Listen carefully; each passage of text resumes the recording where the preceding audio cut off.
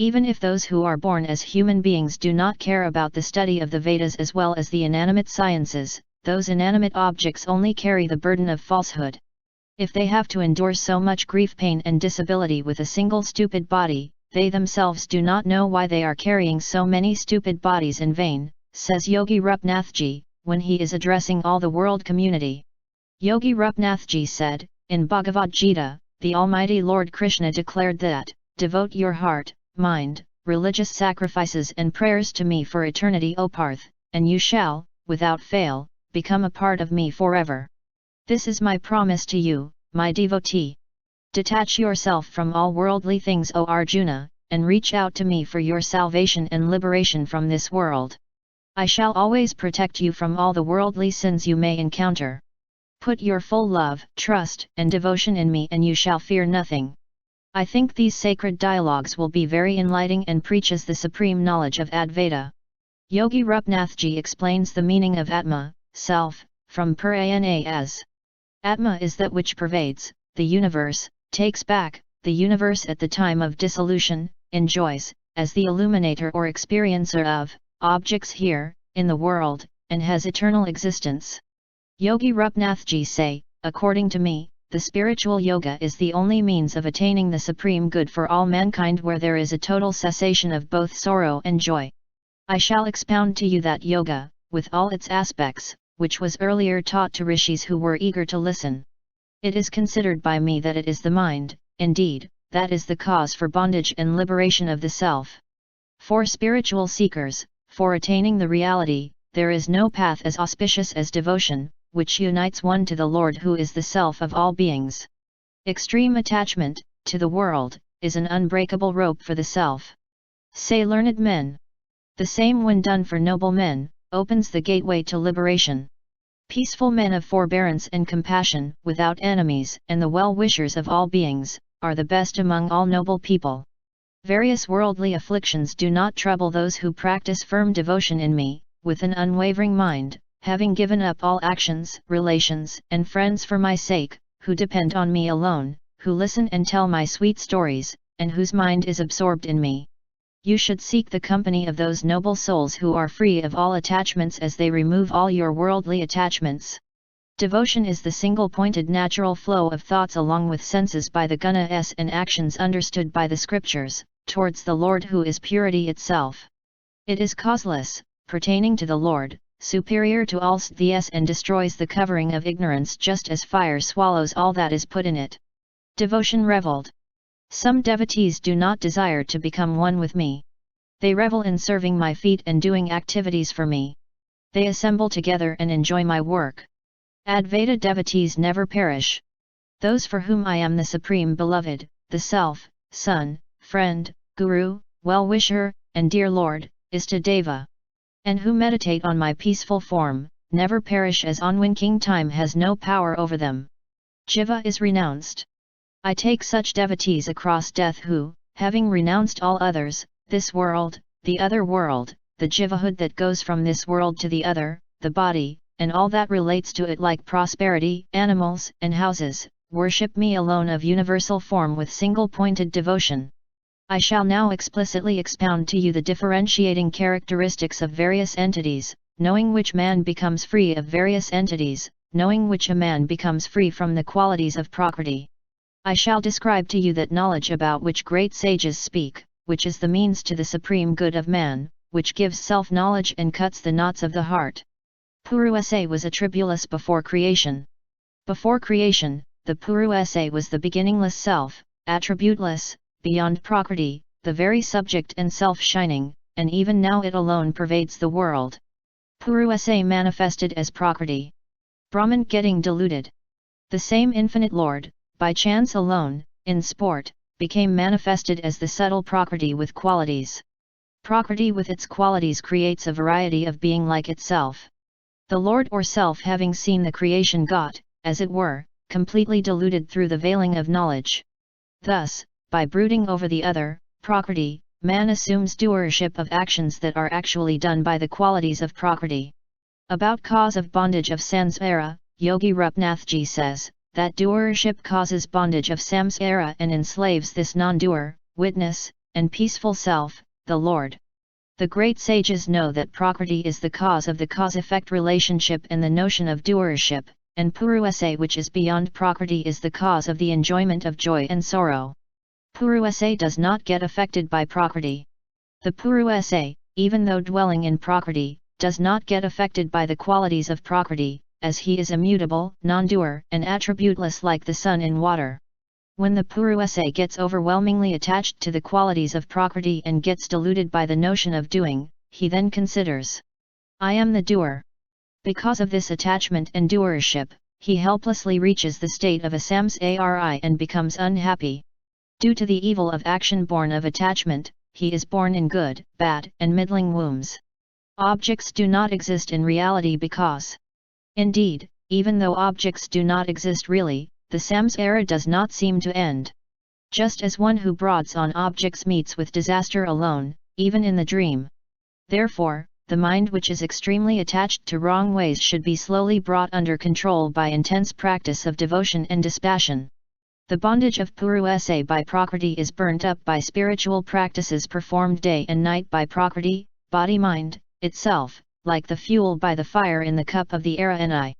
The practices are causeless, choiceless, performance of one's duties, purity of mind, intense devotion to me, nourished by constant listening, knowledge with clear vision of truth, strong dispassion, intense meditation accompanied by austerity, and absorption of the mind. Jaiva does not get deluded when that Prakriti which has been completely enjoyed, then discarded, whose evil effects are seen constantly, can cause no harm to one who abides in the glory of one's own self. This statement is explained further with the help of example. Just as a dream causes a lot of sorrow to one who has not awakened, but the same does not delude one who has woken up. A person when asleep dreams and takes a role where he enjoys, suffers, but on awakening, he realizes that everything was illusion and not a reality. Further, Yogi Rupnathji says, in the same way, Prakriti never harms him who knows the truth and who revels in the self, as his mind is always united with me. Earlier, it was said that Purusha was formless and attributeless, without qualities, prior to creation. Our journey too is to go back to this state where there is no one else other than self.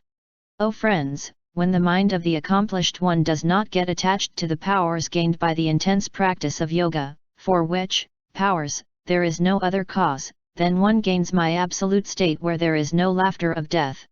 This knowledge should not be taught to the wicked, the arrogant, the stubborn, the one with bad conduct, a hypocrite, an indulgent one whose mind is obsessed with home, one who is not devoted to me, and also one who dislikes my or absolute soul devotees.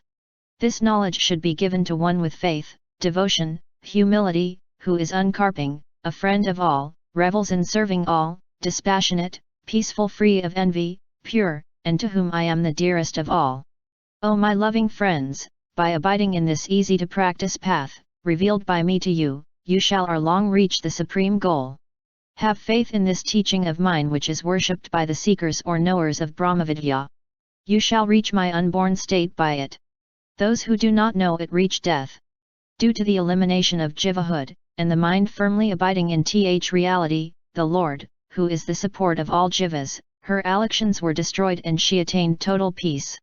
As her mind remained absorbed in the truth, she transcended the delusion of the qualities of Prakriti and, at that time, did not even remember her body like the one who awakes, does not remember, objects seen in the dream. Yogis are not aware of her physical body. That body, nourished by others, was not even emaciated due to absence of mental afflictions. It is covered with dirt like fire with smoke. His mind absorbed in Vasudeva, yogi, is totally unaware of his or her own body which was transformed by austerity and yoga, and protected by God. He or she seat with hair open, unconscious even of her clothes. Yogi Rupnathji says, O my friends, when the mind of the siddha, the emancipated sage, is not attached to the miraculous powers born of yoga and obtained through yogic practice, then only is attained the ultimate state pertaining to me, a state where even the death cannot laugh, is powerless. O friends, I shall explain to you the nature of the Sabhijya type of yoga, by practicing which only, the mind becomes tranquil and pure, and goes to the path, leading, to Brahmana. Performance of one's religious duties according to one's capacity, aversion to irreligion, contentment in what one obtains by the Lord's grace, or one's fate. Worshipping the feet of those who have realized the soul, Atman. Abstention from duties pertaining to Dharma, Artha and, the first three common goals in life, devote on to duties leading to moksha, liberation, eating pure food in moderation and permanent stay in a safe, secluded place. Non-violence, truthfulness, non-stealing, acceptance of only the bare necessities of life, celibacy, penance, purity, study of Vedas or Sastras, ritualistic worship of the Supreme Man, silence, ever firmness in bodily posture and steadinag, gradual control of breath, mental withdrawal of sense from their objects into the heart. Concentration of the mind and the breath in one of the plex uses, like the Muladhara Chakra, constant meditation of the lilas, sports, actions, of Lord, and concentration of the mind on God. By these and other means, such as observance of vows, giving donations, one should attain control over his breath, and deliberately and without slackness, direct the mind to the right path, mind which has become polluted by going to the path of worldly enjoyment. Having firmly fixed his seat in a clean holy place, he should, firstly, get thorough control of his posture. He should comfortably 81 be seated on that seat, and keeping his body erect, he should practice breath control. He should purify the passage, path, of the breath, the respiratory system, by systematic inhalation, retention and exhalation of breath or vice versa, so that the mind becomes quiescent and steady. The mind of Ayajin who has mastered his breathing, becomes pure immediately, just as gold melted by the blast of wind and fire, gives up the dross mixed with it. One should burn one's impure humids in the body by the sins, by the attachment objects of senses, by prayera and undivine quality by meditation. When one's mind become pure and properly steady, this is practically by Tyaga, one should meditate on the form of the Saparkmi Lord, with his eyes fixed at the farthest end of his nose. Yogi Rupnathji says, "O my friends, the yogin should meditate on the complete form of God, till his mind is completely fixed on God. Whose lotus-like face is kindly, that is gracious. Whose eyes are reddish like the interior of a lotus.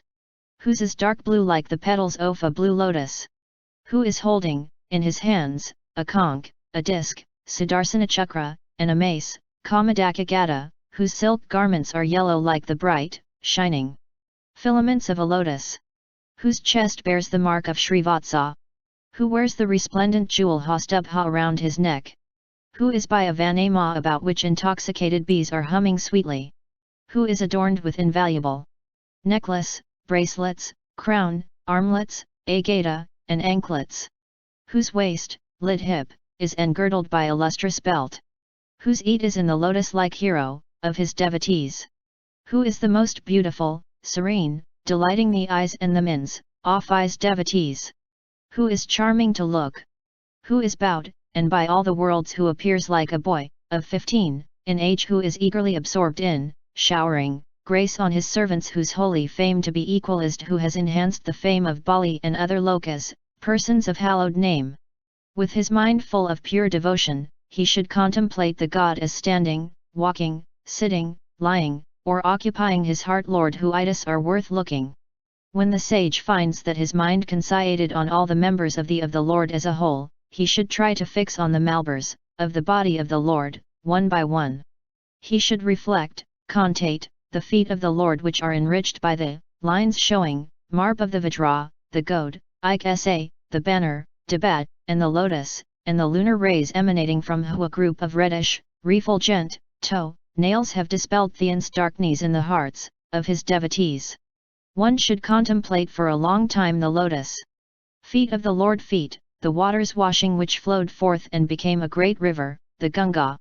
God Shiva bore sacred waters, of the Ganga, on his head and supremely auspicious.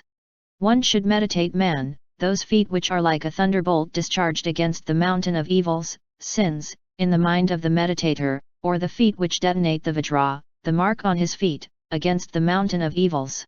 One should contemplate in one's heart, the pair of the shanks and knees of the all-pervading inard, who from samsara, the knees which are placed on he thighs and are gently served, pressed and massaged, with her brilliant sprout-like hands by Lakshmi of lotus eyes, who the mother of God Brahma, the creator of all the worlds. One should meditate in one's the thighs of the Lord, which appear superbly bent Garuda, and which are the source, or of strength, and are like Adasika, linseed, flower, and he should further contemplate waist or round hip, which are encircled, lit embraced, with a girdle which belts his yellow garment, pitambar, reaching his ukli. One should his deep look like navel on the stomach, which is like a cave exmoting all the worlds, and from which sprouted forth the lotus, which was the seat of Brahma and the of the universe. One should meditate on his pair of nipples, which appear bright and wee by the rays of the shining wreaths of pearls. One should then contemplate in one heart the chest of the great god, Hari, which is the resting place of his supreme power Mahalakshmi, and which brings great joy to men's minds and eyes. Then one hold Rema contemplate, the Lord's beloved mace, Kamadaki, besmeared with the thick, mud-like, BLMD of inimical warriors. One should contemplate, the garland, in his neck, which is, as if, resonant with the humming swarm of bees around it. He should, next, meditate on the spotless jewel Kaustubha, which represents the central principle of Tata, beings.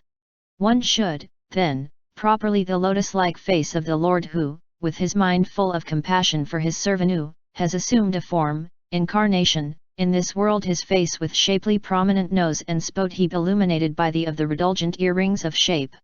With close attention, one should contemplate as a mind the lotus-like face of Hari, which manifests itself in the mind face looking beautiful due to the locks of curly hair around it, and lotus-like eyes with aching charming eyebrows, and which thus surpasses in beauty the lotus abode of Lakshmi, which, due to his beauty, is attended upon, hovered round, by black bee and resorted to by a pair of fish. With perfect and intense devotion one should confer a long time the glances of the eye of Hari, who I dwelling in the cave in the form of one heart glances, which are cast with great mercy and favour for soothing the terrible most afflictions of Thre type, Adhyadmika, Adhibhotika, and Adhidavika, and which are accompanied with affectionate smile, and which confer abundance of grace devotees. One should then contemplate Hari's most enchanting smile, which drew up the sea of tears caused by the intense grief of all the people who bow to him. And should meditate on his circular eyebrows, which he has bat by his maya to entice and delude the god of love for the sake of sage, whom he the god of love disturbs in their mdidadons. Vishnu manifests himself in the cave of the heart in one's body. With a heart full of, lit moistened with, devotion, one should contemplate on Vishnu loud lot as an object of meditation, laugh which exhibits his row of teeth like kunda buds, which appear reddish by the bright glow of his lower lip. Having dedicated one's mind to him, one should not desire to look anywhere else. In this way, of meditating on the Lord, TLW sage gets the love of Hari engendered in him. His heart is melted with devotion. He finds his hair standing on their ends through ecstatic joy. Due to the tears of joy flowing on account of this ardent love for God, he finds himself frequently submerged in the of joys. He or she gradually disentangles himself from his heart, which is like a hook to secure the Lord. When the mind becomes unattached and withdrawn from the sense objects, it loses its support. To function as the meditator has no standing in the absence of the object of meditation. It becomes dissolved in Brahman, its being is transformed into Brahman, just as a flame in the absence of its support oil, wick etc. becomes one with the Mahabhuta, fire. In this stage, a man who is free from the flow of giyas, that is the limitations of the body etc. at once realizes his soul directly as one. Without distinction such as the meditator and the object of meditation. Even he, the devotee or yogin, becomes dissolved in Brahman, which is beyond pleasure and pain. In this last stage attained by the practice of yoga, his, yogin's, mind finally withdraws and becomes free from avidya. Tha yogin thus realizes the essential nature of the soul and transfers from himself the agency of the pleasure and the pain to ahamkara. Ego, known as asat, which is the produce of avidya. Just as an addict, blind with the intoxication of wine, is not conscious of the existence of the garment he has owned, the perfect siddha who has reached the final stage, described above, is not conscious whether his body is sitting or standing or is removed to another place or has returned by the will of the Destiny, because he, the siddha, has reached, realized, his real self. So long as the kamayak karma, which is the cause of the body, is effective, and not exhausted, Till that period the body along with the sense organs which is at the mercy of the fate does definitely exist. But he who has mastered the yoga up to this the and who has realized the thing, that is the soul, do not again accept the body along with its identity as if it is an appearance in a dream. He becomes think in the contemplation of forms etc. Free from the ahamkara regarding his body, his relative, belongings etc.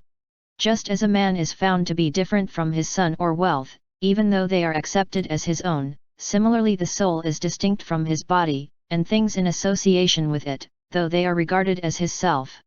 Just as the real fire is different from the firebrand or from the sparks emanating from it, or the smoke issuing from it, or the burning wood is regarded as the fire, so also the seer is different and distinct from batas, sense organs, and the mind, antakarana. The Brahman is different from what is designated as Jiva, and the Lord, Supreme Soul, is different from Prakriti. Just as all types of beings, whether born from the womb or from the egg or from perspiration or germinating from seeds as plants, are identical from the point of their constitution from Mahabhutas, similarly one should see the identity of the soul, Atman, in all beings and of all beings in the Atman. Just as the fire, though one, appears to be different according to the difference in the quality of its source, that is the shape, size, and quality of the wood burnt by it.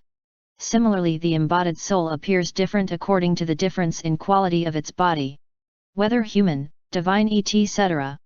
Therefore, after conquering this incomprehensible Prakriti, God Vishnu's own power, which is of the form of cause and effect, Sat and Asata, one remains in one's own, original, pure, form. Yogi Rupnathji says, O my friends, the Bhakti Yoga, the path of Bhakti, and Yoga, of 8th stage, have been explained to you by me.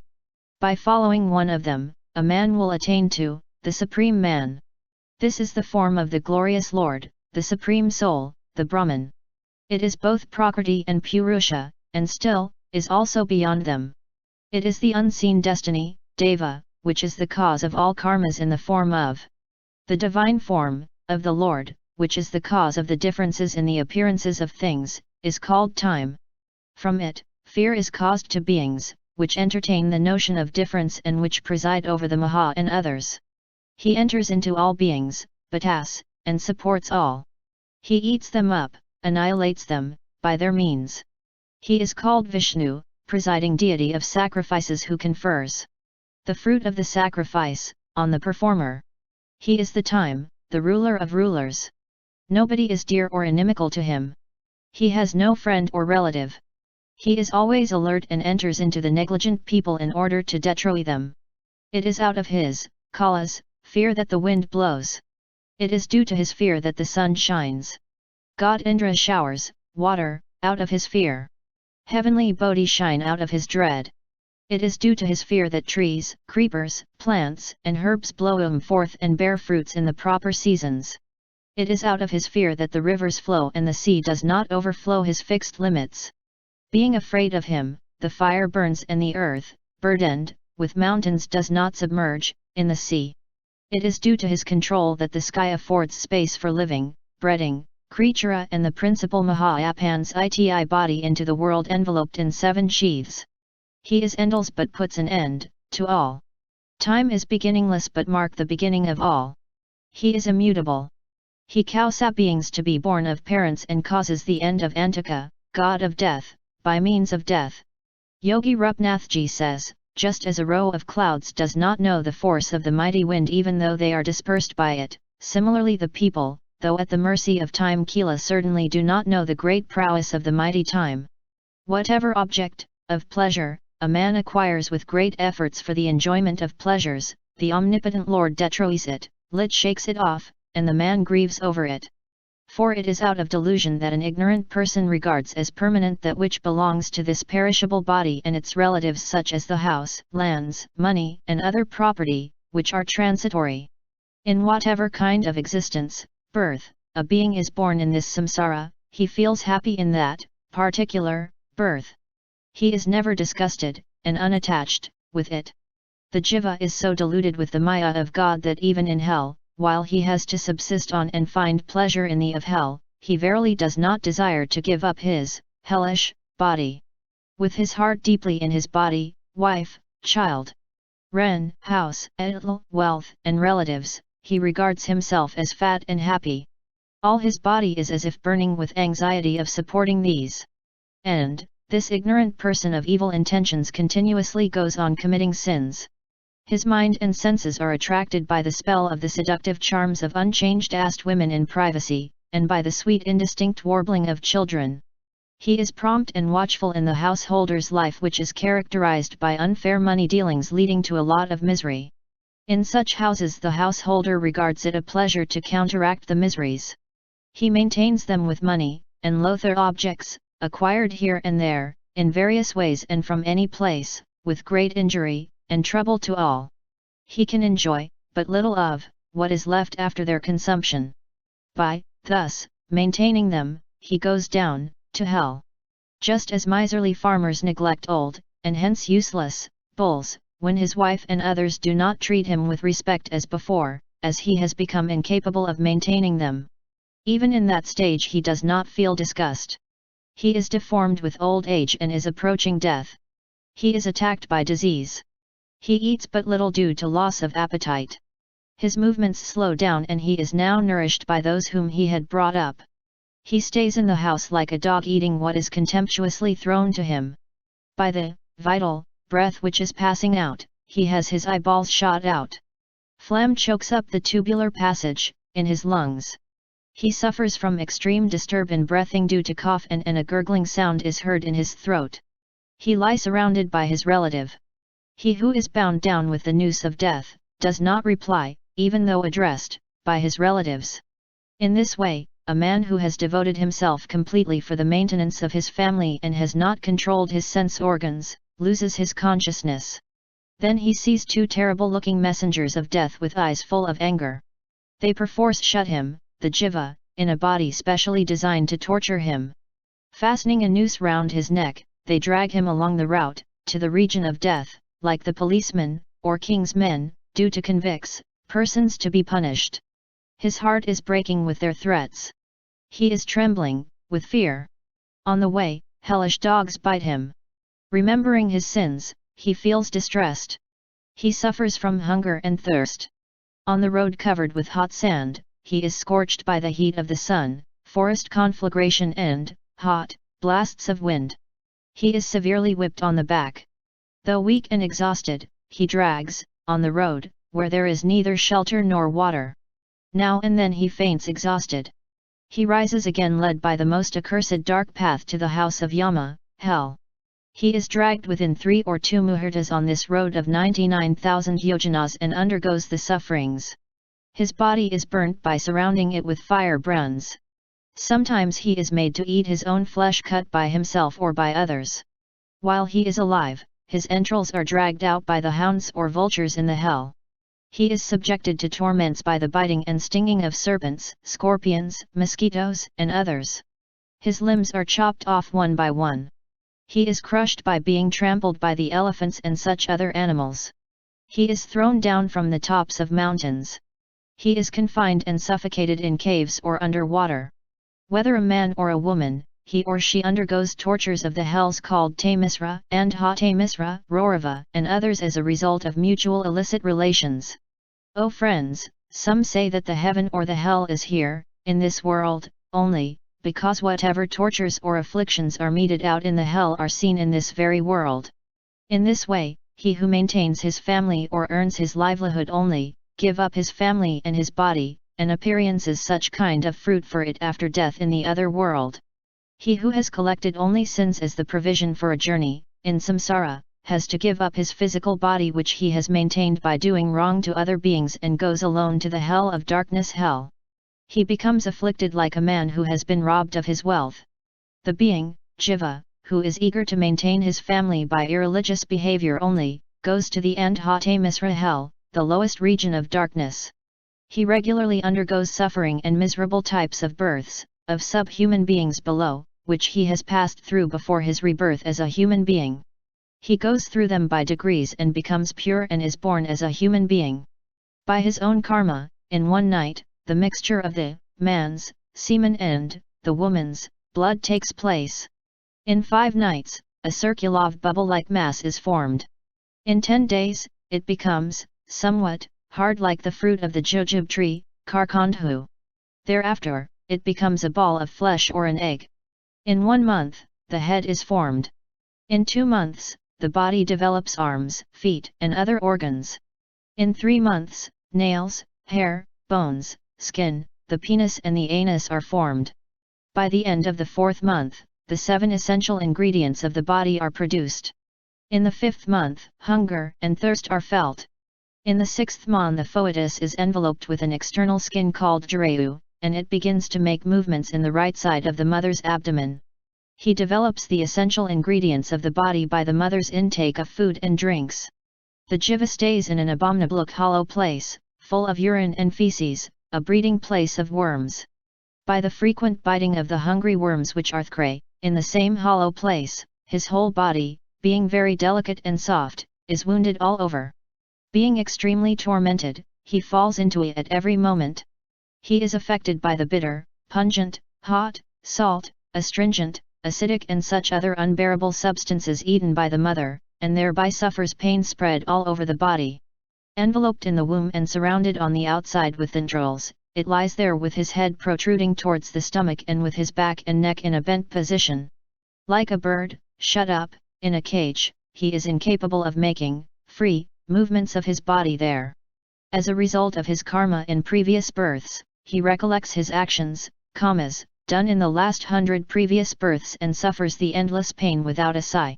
What happiness can he have in such a condition? From the 7th month, he gets consciousness. But as he is always moved by the winds of delivery, siddhavata, he cannot remain in one spot like the worms born in the feces in the same place.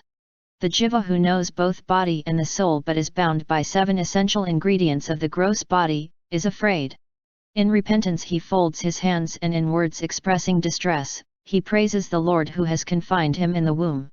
The jiva, the individual soul, said, that the Lord has shown me this condition, made me to experience confinement in the womb, is quite befitting as I am wicked. I, who am of that type, now, take shelter under the lotus-like feet of the Lord, who fearlessly moves over the earth, after assuming various bodies, incarnations, with the desire of protecting the world, which has submitted to him for refuge. I stay as if bound down, here, in the mother's womb, depending on the Maya in the form, of my body consisting, of 5 Buddhas, sense organs, and mind, manas, and with my real nature covered by kamas. I bow to the Lord who is being realized in my tormented heart yet is himself unaffected by changes, avikara, as he is extremely pure and unlimited by conditions, and of uninterrupted knowledge. I who am falsely concealed in a body composed of 5 Buddhas, am factually unattached to it. I am the jiva falsely reflected in the sense organs, attributes, like sattva, and objects of senses. I bow to that Supreme Man whose greatness is not limited by the body. The Supreme Man who is the controller of the Prakriti and Puriya and who is omniscient. By what means can the jiva regain for himself his original status without the grace of the Lord? By the power of whose Maya he lost his memory, about his true self, and is wandering in this path of samsara suffering the afflictions resulting from it and wherein he incurs heavy bondage from actions, committed, due to the 3 gunas. Which of the gods except the Supreme Being has inspirked in me this knowledge of the past, present, and future? It must be the Supreme God as, we jivas follow the course of karmas, and are subject to births and deaths. By his karma experiences, he has pervaded the mobiles and immobiles, as an antaryaman. We resort to him for the cessation of the 3 kinds of afflictions, viz. Adhibhotika, Adhyatmika and Adidavika. O Lord! This embodied being has fallen into the hollow place full of blood, feces, and urine in the cavity in the body of another person, that is the mother. His body is extremely scorched by the abdominal fire, of the mother. Being anxious of getting out of this place, he is counting his months. Takes the first half as the description of Paramatman. Paramatman, though concealed or covered by the body composed of 5 Buddhas, is not at all touched by the defects or blemishes resulting from the contacts with the body. Hayes the controller of both cit and acit, sentient and non-sentient, for his body consists of gupas, objects of senses and the sentient principle, jiva. O omnipotent Lord, you are simply incomparable.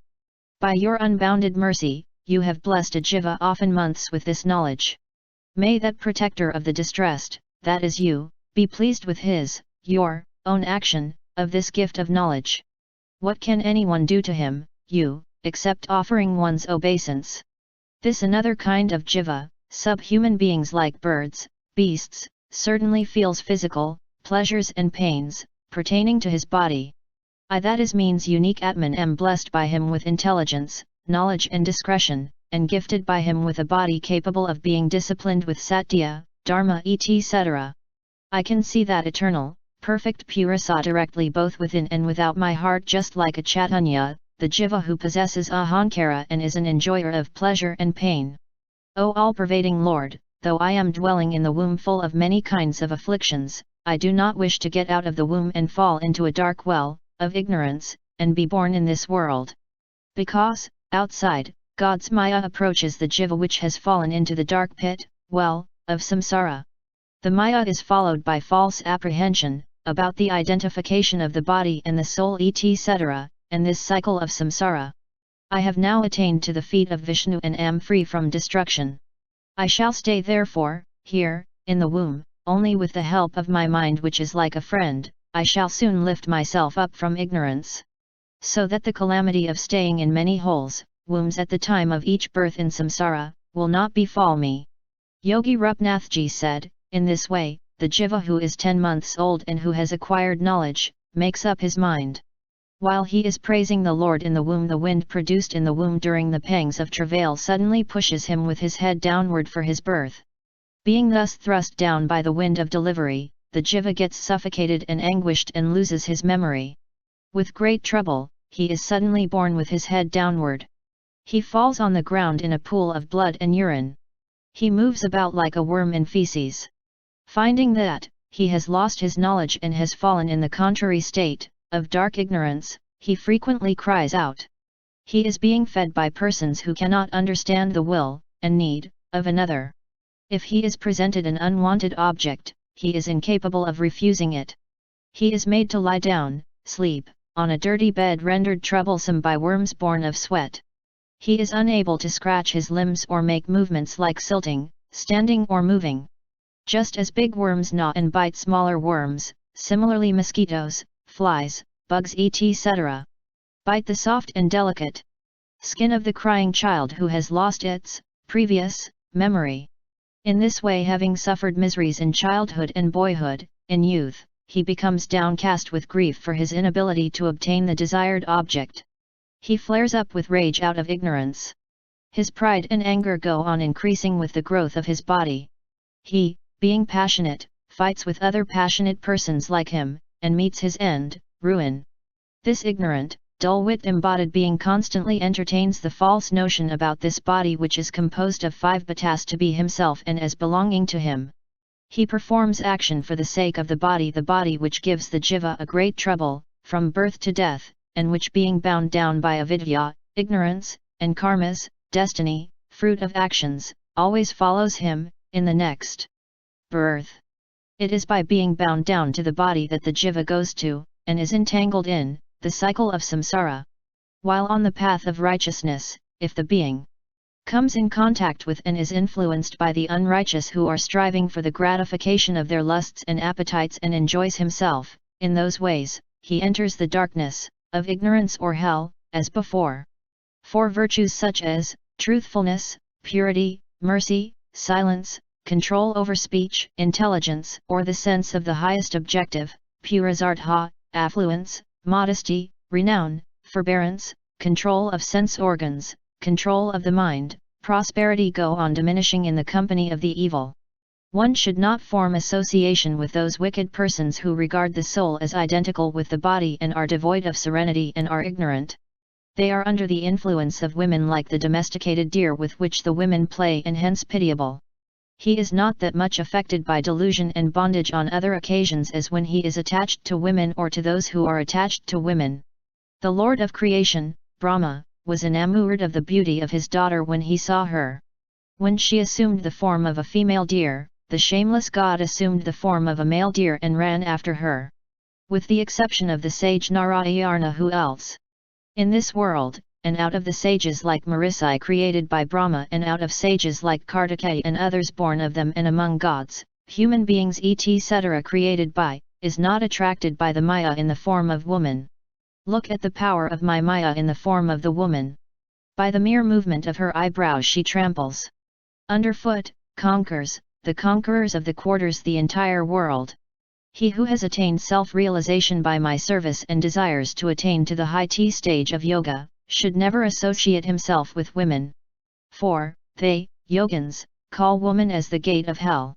A woman is the Maya created by God. She slowly approaches you. You should look upon her as your death, like a deep pit covered by grass. Similarly, a woman who wants liberation should regard as death the Maya who approaches her in the form of a man and who she thinks to be her husband. The woman is a jiva who, due to his attachment to women, in a former birth, has attained the form of a woman which procures for her, wealth, a house and children. Just as the song, sweet notes, of a hunter is a death to the deer, similarly one should understand the Maya to be the death in the form of the husband, children, and home brought to her by fate. By his lingasarara surrounding the jiva, he wanders from one world to another, from one body to another. While the man enjoys the fruits of actions, he continuously goes on committing actions, kamas. The jiva, that is the subtle body, lingasarara, closely follows the Atman and is conditioned by it. The gross body is THC product of the Buddhas, Indriyas, sense organs, and manas, the mind. The suspension of the use of the gross body is the death, and the manifestation of its powers, to produce the effect, is the birth. When the gross body, which is the place, and condition, of the perception of substances becomes incapable in its function of observing them, it is called death. When it, the gross body, is identified with the self through ahamkara and is capable of perceiving the objects, it is called the birth. For example, when the eyes, the region of visual perception of objects, becomes incapable of seeing the parts of a substance, it is the incapability of the sensory organ. When the physical, eyeballs and the sensory organ both cease to function, the seer, the jiva that perceives, becomes incapable of seeing. Thus the lingasarara subtle body becomes incapable of functioning after the incompetence, and cessation of function, of the gross body. But that is not the death of jiva, himself. As there is no birth or death to the jiva, the wise man should not get agitated with grief or show niggardliness, or be downcast with dejectedness in life, nor should get confused. He should understand the nature and the course of jiva and should move about, lead his life, without any attachment. By the power of his intellect capable of properly grasping the truth, and reinforced by the practice of yoga and non-attachment, he should place his body in this world created by Maya, that is, he should give up attachment to his body, and go about the world. Yogi Rupnathji explains, for the creation of the sense of renunciation and to emphasize the distinctness of Atman from the body which is created and destroyed, the example of the organ of sight is taken. The physical eye is incapable of seeing the organ of sight and other objects. The organ of seeing is incapable to function when the eye is diseased, even though the object of seeing is present. When a person is absent-minded, he does not see the object though his physical eye and the sense of seeing are healthy and the object is present. Thus it is the intelligent seer, soul, who sees and he is distinct from the rest. So is the distinction between the soul and the body. The jiva is unattached to the body and things pertaining to it. The body of the jiva lives in this karmabite the world created by the will of Narayana. He should give up attachment, be unmoved like the deep ocean. He should have correct knowledge and faith. With his intellect strengthened by bhakti, yoga, and vairagya, he should realize Narayana, the support of heaven, hell etc. Where jivas go, he should lead his life in the service, and meditation, of Narayana. Yogi Rupnathji said, now, a person who sticks to domestic life and performs the religious duties prescribed for householders, obtains from them two objectives, kama, enjoyment of desired objects, and artha, wealth. He continues to perform the same duties again. He also is so much deluded with the objects of enjoyments, that he becomes averse to the Bhagavata Dharma. Endowed with earnest faith, he continues to worship the gods and pitros, ancestors, by performing sacrifices. The man has his mind completely possessed of faith, in gods and pictures. He observes the religious vows, for the propitiation, of manes and gods, and drinks soma juice, in the soma sacrifice. Such a man will attain to the heaven presided over by the moon, but, will comc back, that is will be born, again to this world. But, when Hari who is seated on Ananta, Sayanet, gods to sleep on the bed of that lord of serpents, at the time of Pyalaya at the end of Brahma's day, those regions, accessible to such householders, are, also, dissolved. The wise persons who do not perform their religious duties for obtaining kama, their desired objects, and artha, wealth, who are unattached and have deposited, offered, all their religious acts, in God as his worship. Who are extremely serene and of pure mind. Who are engaged in the Nisrta Dharma. Who have given up the sense of mindness, ownership, and I-ness wise persons, by their power called observance of one's duties. Svadharma, and by thoroughly purified mind, go through the portals of the sun to the perfect, or omniscient, Purasa, the Supreme Man, who is the Lord of universe, of the movables and immovables, the liberated and the unliberated etc., and who is the material cause of the world, and who causes thc creation and the destruction of the universe. Those who meditate upon Hiravagarbha, Brahma, as the Supreme Being, stay in the Satyaloka, Brahma's region, to the end of the second Paradha, which is she time of God Brahma's pralaya, the Mahaprayaya indicating the end of Brahma's period. When the great god Brahma enjoys his full span of life called Paradha, he desires to withdraw the universe composed of the gross elements, viz., the earth, water, fire, wind and the sky, the mind, the sense organs along with their objects and the ahamkara. He becomes one with the Prakriti composed of three gupas and enters the unmanifest Brahman. The yogins who have controlled their breath and mind and are unattached to worldly objects reach along with Brahma, Hirapyagarbha, to the immortal highest Brahman, the ancient Purasa. For till then, they have not yet shed off their ego, ahamkara, completely. O brilliant friends, you devoutly take shelter under him who is enshrined in the lotus-like hearts of all beings and whose glory you have heard from me, even God Brahma is born again. God Brahma, who bears the Vedas within him, is the first, that is the creator, of the movable and immovable world. Along will sages, like Marisai, great yogins like Sanat Kumara etc. and siddhas who have propagated yoga path, even he having attained to the Sagulra Brahman, he is born again as before at the time of the next creation when the balance of three gupas gets disturbed and the gums get into commotion by the force of time, Kala, which is a form of the Lord. They, the sages etc., also, having enjoyed the divine glories and positions accrued to them by their religious acts, are born again when the universe is created. Lots of gunas get mixed up at the time of creation.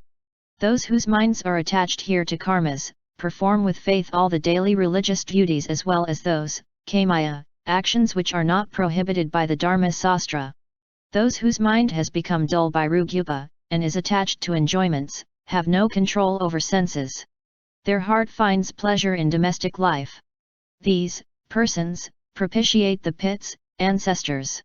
Those who value only the first three objectives in life, viz. Dharma, Artha, and Kama, set their face against the stories of Hari, the vanquisher of demon Madhu, whose great prowess is worth eulogizing and memory about whom eliminates the samsara. They are certainly of accursed fate who, leaving aside the Ndar-like stories of Hari, listen to the vile accounts just as fees-eating animals feed upon excrement. Ledge, power etc. And is Sagyupa as the creator of the universe. He assumes human form for his devotees. Hence he is called Pertka.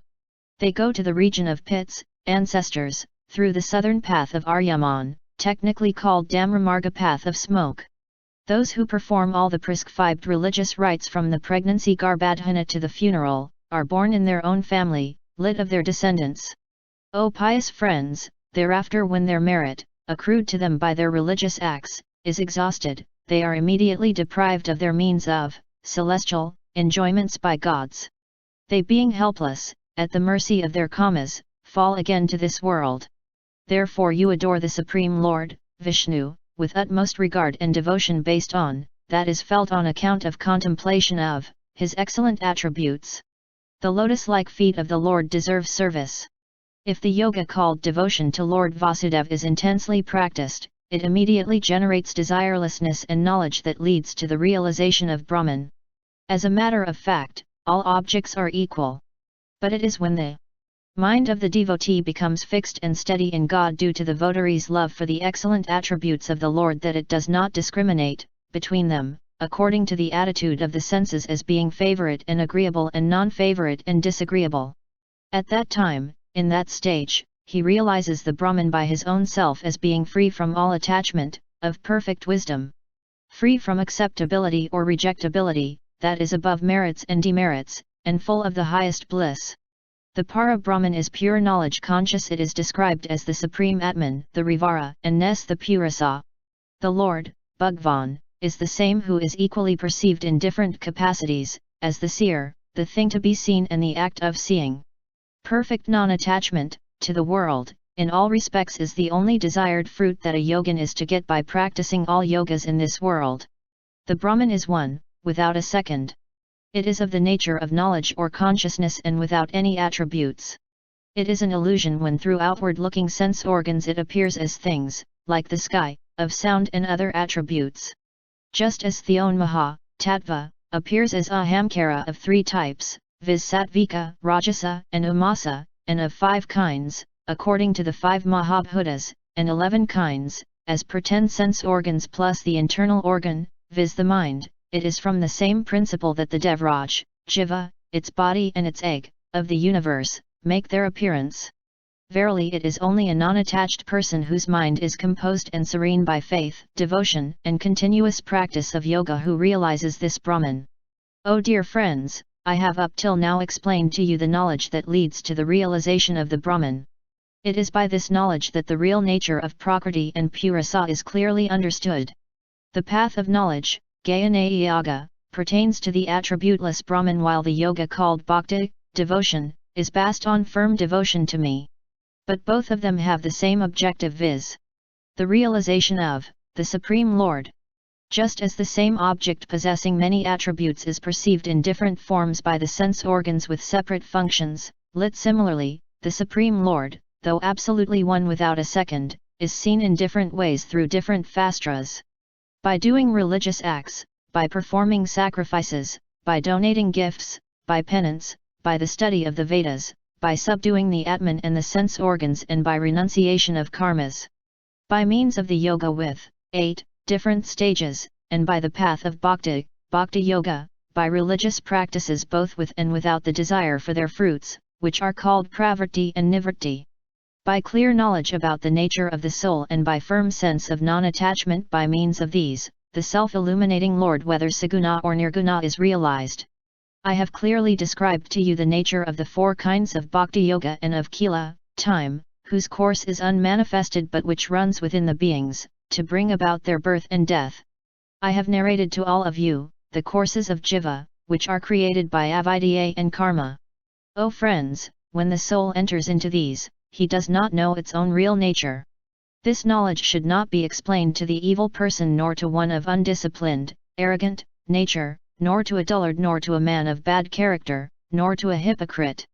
One should not advise this to a person of greedy nature, nor to a person whose mind is attached to his house, property etc., nor to one who is not devoted to me. It should never be taught to the enemies of my devotees.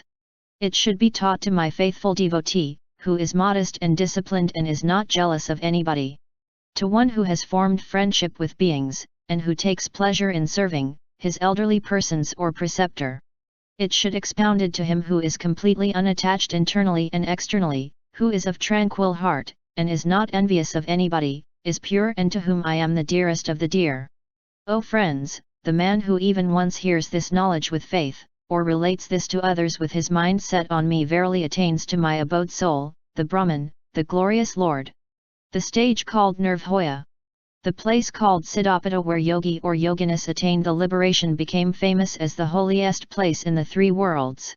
His or her mortal body, from which impurities are eliminated by yoga, is transformed into a river, a prominent one among many rivers.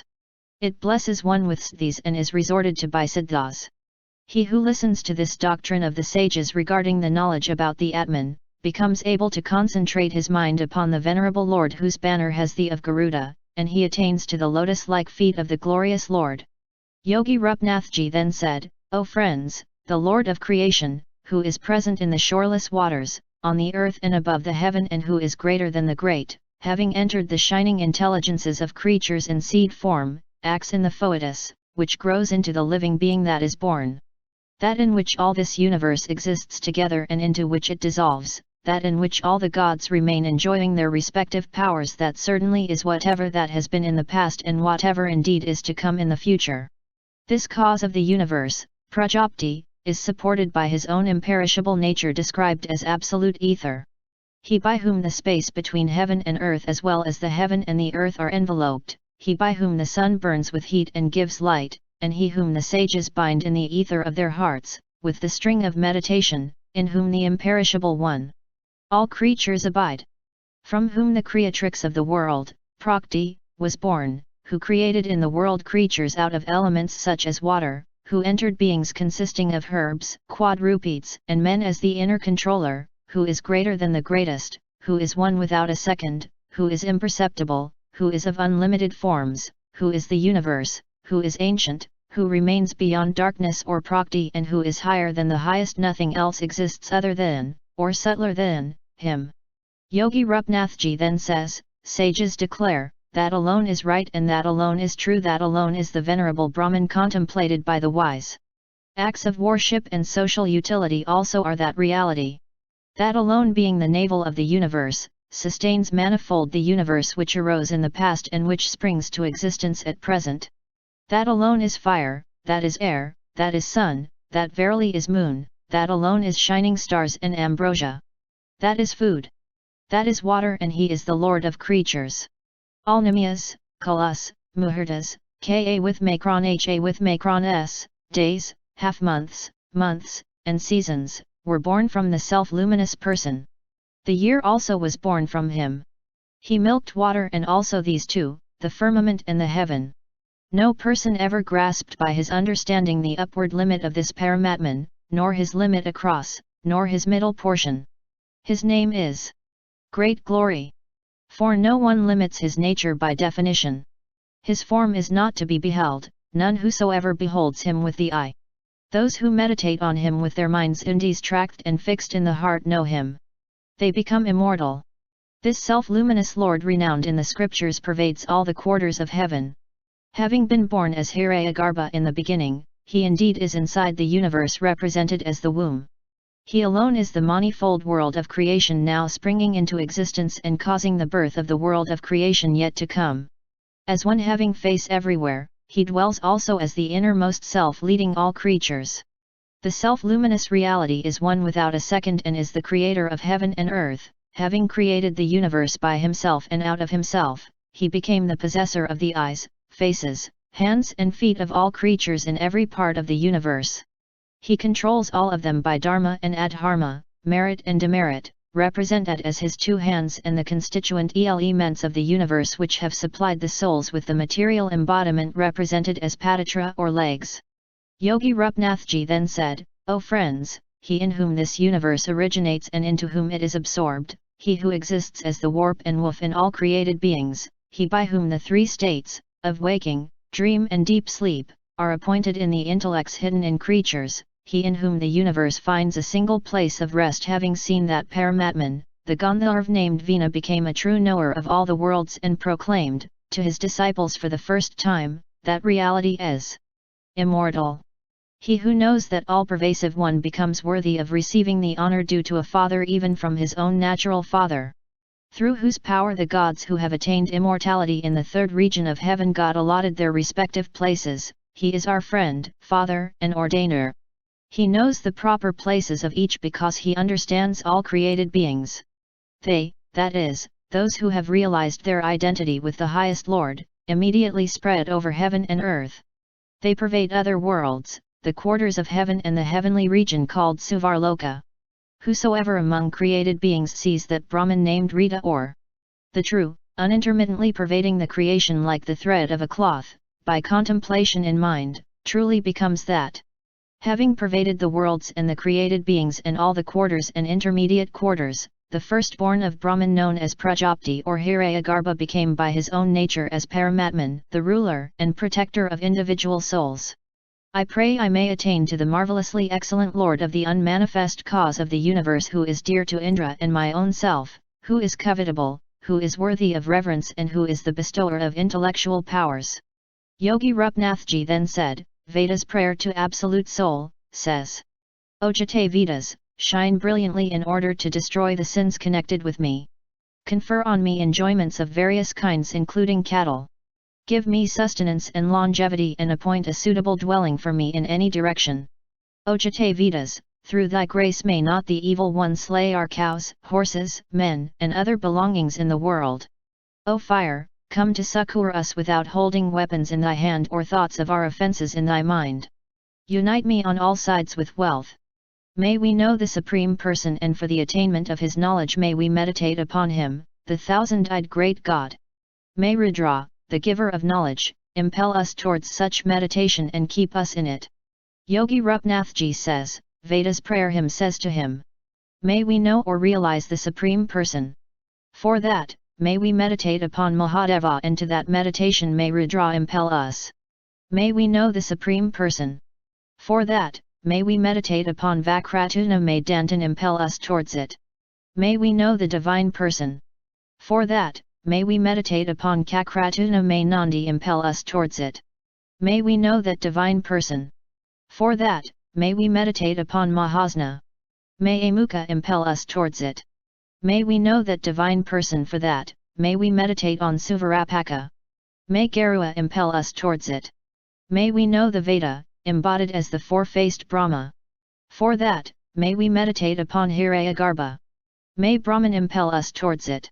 May we know Nriaa. For that, may we meditate upon Vasudev. May Vayu impel us towards it. May we know Vajranaka. For that, may we meditate upon Tika Damar. May Narasimha impel us towards it. May we know Bhaskar. For that, may we meditate upon the great light producer. May Aditya impel us towards it. May we know Vaisvanara. For that, may we meditate upon Lalala. May Agni impel us towards it. May we know Katyayana. For that, may we meditate upon K. Kumari. May Durga impel us towards it. May Durba, the panic grass, who represents the Divine Spirit, who is superior to 1,000 purifying agencies, who has innumerable nodes and sprouts, and who destroys the effects of evil dreams, remove all my impurities. O Durba, just as thou growest farther and farther, multiplying at every node, putting forth roots and fresh stalks, so also help us to grow in progeny by hundreds and thousands. Yogi Rupnathji then said, prayer to says, O Devi, worshipped by devotees, may we worship thee with oblations. Thou who multipliest thyself by hundreds and growest in thousands. O earth that is traversed by a horse, a chariot, and Vayu, I shall keep thee on my head, protect me at every step. The earth is the giver of happiness like the milk cow, the sustainer of life and support for all living beings. Represented as such, the earth is addressed, thou wert raised up by Ka in his incarnation of the boar having 100 hands. O excellent earth, destroy my evil deeds as well as sins connected with me. O excellent earth, thou art a gift from God to creatures. Thou art prayed over by Kashyapa. O excellent earth, grant me prosperity, for everything depends on thee. O excellent earth, on which all creatures are supported, cleanse all that sin from me. O excellent earth, my sins having been destroyed by thee, I attain to the highest goal. Yogi Rupnathji then said, Veda's prayer also, says, O Indra, make us fearless of those causes such as sin, enemies, and hell, of which we are afraid. O Magavan, destroy that is the cause of fear, that is in us, thy devotees. For our protection destroy our harassing enemies. May Indra come to our succor. Indra, who is the giver of welfare on earth and bliss in the next world, who is the lord of people, who is the slayer of Vitra, who is the subduer of enemies and giver of rain, who is peaceable and giver of safety. May Indra, who is profusely praised by the devotees through sacred hymns, or frequently worshipped with oblations, vouchsafe to us safety and well-being. May the all-knowing or all-possessing Pan vouchsafe to us well-being. May Garuda, the son of Tika, whose chariot is not injured by anyone, vouchsafe to us safety. May Baspati, the preceptor of gods, grant us well-being. Soma, who is of mild anger, who strikes with stones, who shakes enemies, who has many deeds, who wields weapons and who delights in Soma juice kept over, causes the jungles of dried-up trees and bushes to grow by the downpour of rains. Counterweights do not weigh down, making Indra light. Vina, the noon sun, who was born at the beginning of creation as the first effect of the supreme reality, Brahman, and who is of excellent brilliance, spreads over the whole world up to its boundary. He illumines also the heavenly bodies. He remains manifold in his own limited forms which are like himself. He also spreads over and permeates the causal substance out of which the visible and the invisible universe emerges. Being the producer of creatures including men and their settler in respective regions, and also far famed for forbearance, O earth, be to us an ender of sorrows and giver of bliss here and hereafter. I invoke in this act of worship Sri, the support of all, who is known through smell, who is unassailable, perpetually prosperous, rich in cow dung and the mistress of all created beings. May Sri favor me as Atman. May Alakshmi connected with me and mine be destroyed. The gods, having Vishnu for their chief, who is the perpetual abode of Sri, by the help of the means prescribed in the Vedas, won these worlds for themselves free from the fear of enemies. May Indra, armed with thunderbolt and worshipful moon, grant us happiness. May Indra grant us welfare. May he destroy the evil one hostile to us. Yogi Rupnathji then said, Veda's prayer says to him, O Lord of prayers, make me the presser of Soma juice, well known among the gods like Kaksivan, the son of Uzik. Make me physically capable of performing sacrifices. Let those who are hostile to us remain there long, in the hell. He who is rendered holy by the ancient, widespread, sanctifying feet, or by virtuous conduct, crosses over evil deeds and their effects. Having been rendered holy by that naturally pure and purifying feet of the Lord, or conduct, may we overcome our enemies, the sins. O Indra, O slayer of Vitra, O valorous one and all-knowing one, accept with pleasure our Soma oblations in the company of your retinue and troop of gods. Slay our enemies, give us victory in battle and grant us safety and fearlessness from every quarter. For us may the regents of water and herbs be friendly, and to those who dislike us and whom we dislike let them be unfriendly. O waters, verily you are bliss conferring. Being such, grant us food, and great and beautiful insight, of the supreme truth. Further, make us in this very life participators of that joy of yours which is most auspicious, just like fond mothers, who nurse their darlings with nourishment. May we attain to that satisfactory abode of yours which you are pleased to grant us. Generate for us also the waters of life and pleasures on earth, during our sojourn here. I take refuge in Varua, who is of golden luster or who has a golden diadem. O Varua, being entreated by me, grant me the saving grace. For I have enjoyed what belongs to bad people and accepted gift from sinners. Yogi Rupnathji then said, Veda's prayer says, May Indra, Varuna, Brihaspati and Savatri completely destroy that sin committed by me and my people in thought, word and act. Salutation to fire hidden in water. Salutation to Indra. Salutation to Varua. Salutation to Vru, the consort of Varua. Salutation to the deities of waters. Through the power of this mantra, let all that is injurious, impure, and troublesome in water be destroyed. May the king Varuna efface by his hand whatever sin I have incurred by unlawful eating, unlawful drinking, and accepting gifts from an unlawful person. Thus being sinless, stainless, and unbound by evil and bondage, may I ascend to the happy heaven and enjoy equality of status with Brahman. May the sin-effacing Varua who dwells in other sources of water like rivers, tanks, and wells also purify us. O Ganga, O Yamuna, O Sarasvati, O Satudra, O Maradvridha, O Arjakiya, come together and listen to this hymn of mine along with Parusni, Asikni, Vitasta, and Susoma. Then Yogi Rupnathji says, from the all-illuminating Supreme, by his resolve, the right and the true were generated. From him night and day were generated. And from him again was generated the sea with different waters. Then, after the creation of the vast ocean, the year was generated. Afterwards the ruler of the world of sentient and non-sentient beings who made day and night, ordained sun and moon, sky and earth and the atmosphere and blissful heaven, just as they were in the previous cycles of creation. May the sin-effacing Varua, the deity presiding over the waters, purify the taint of sin that attaches to the beings dwelling on the earth, in the atmospheric region and in the space between the earth and heaven and also connected with us, the performers of religious work.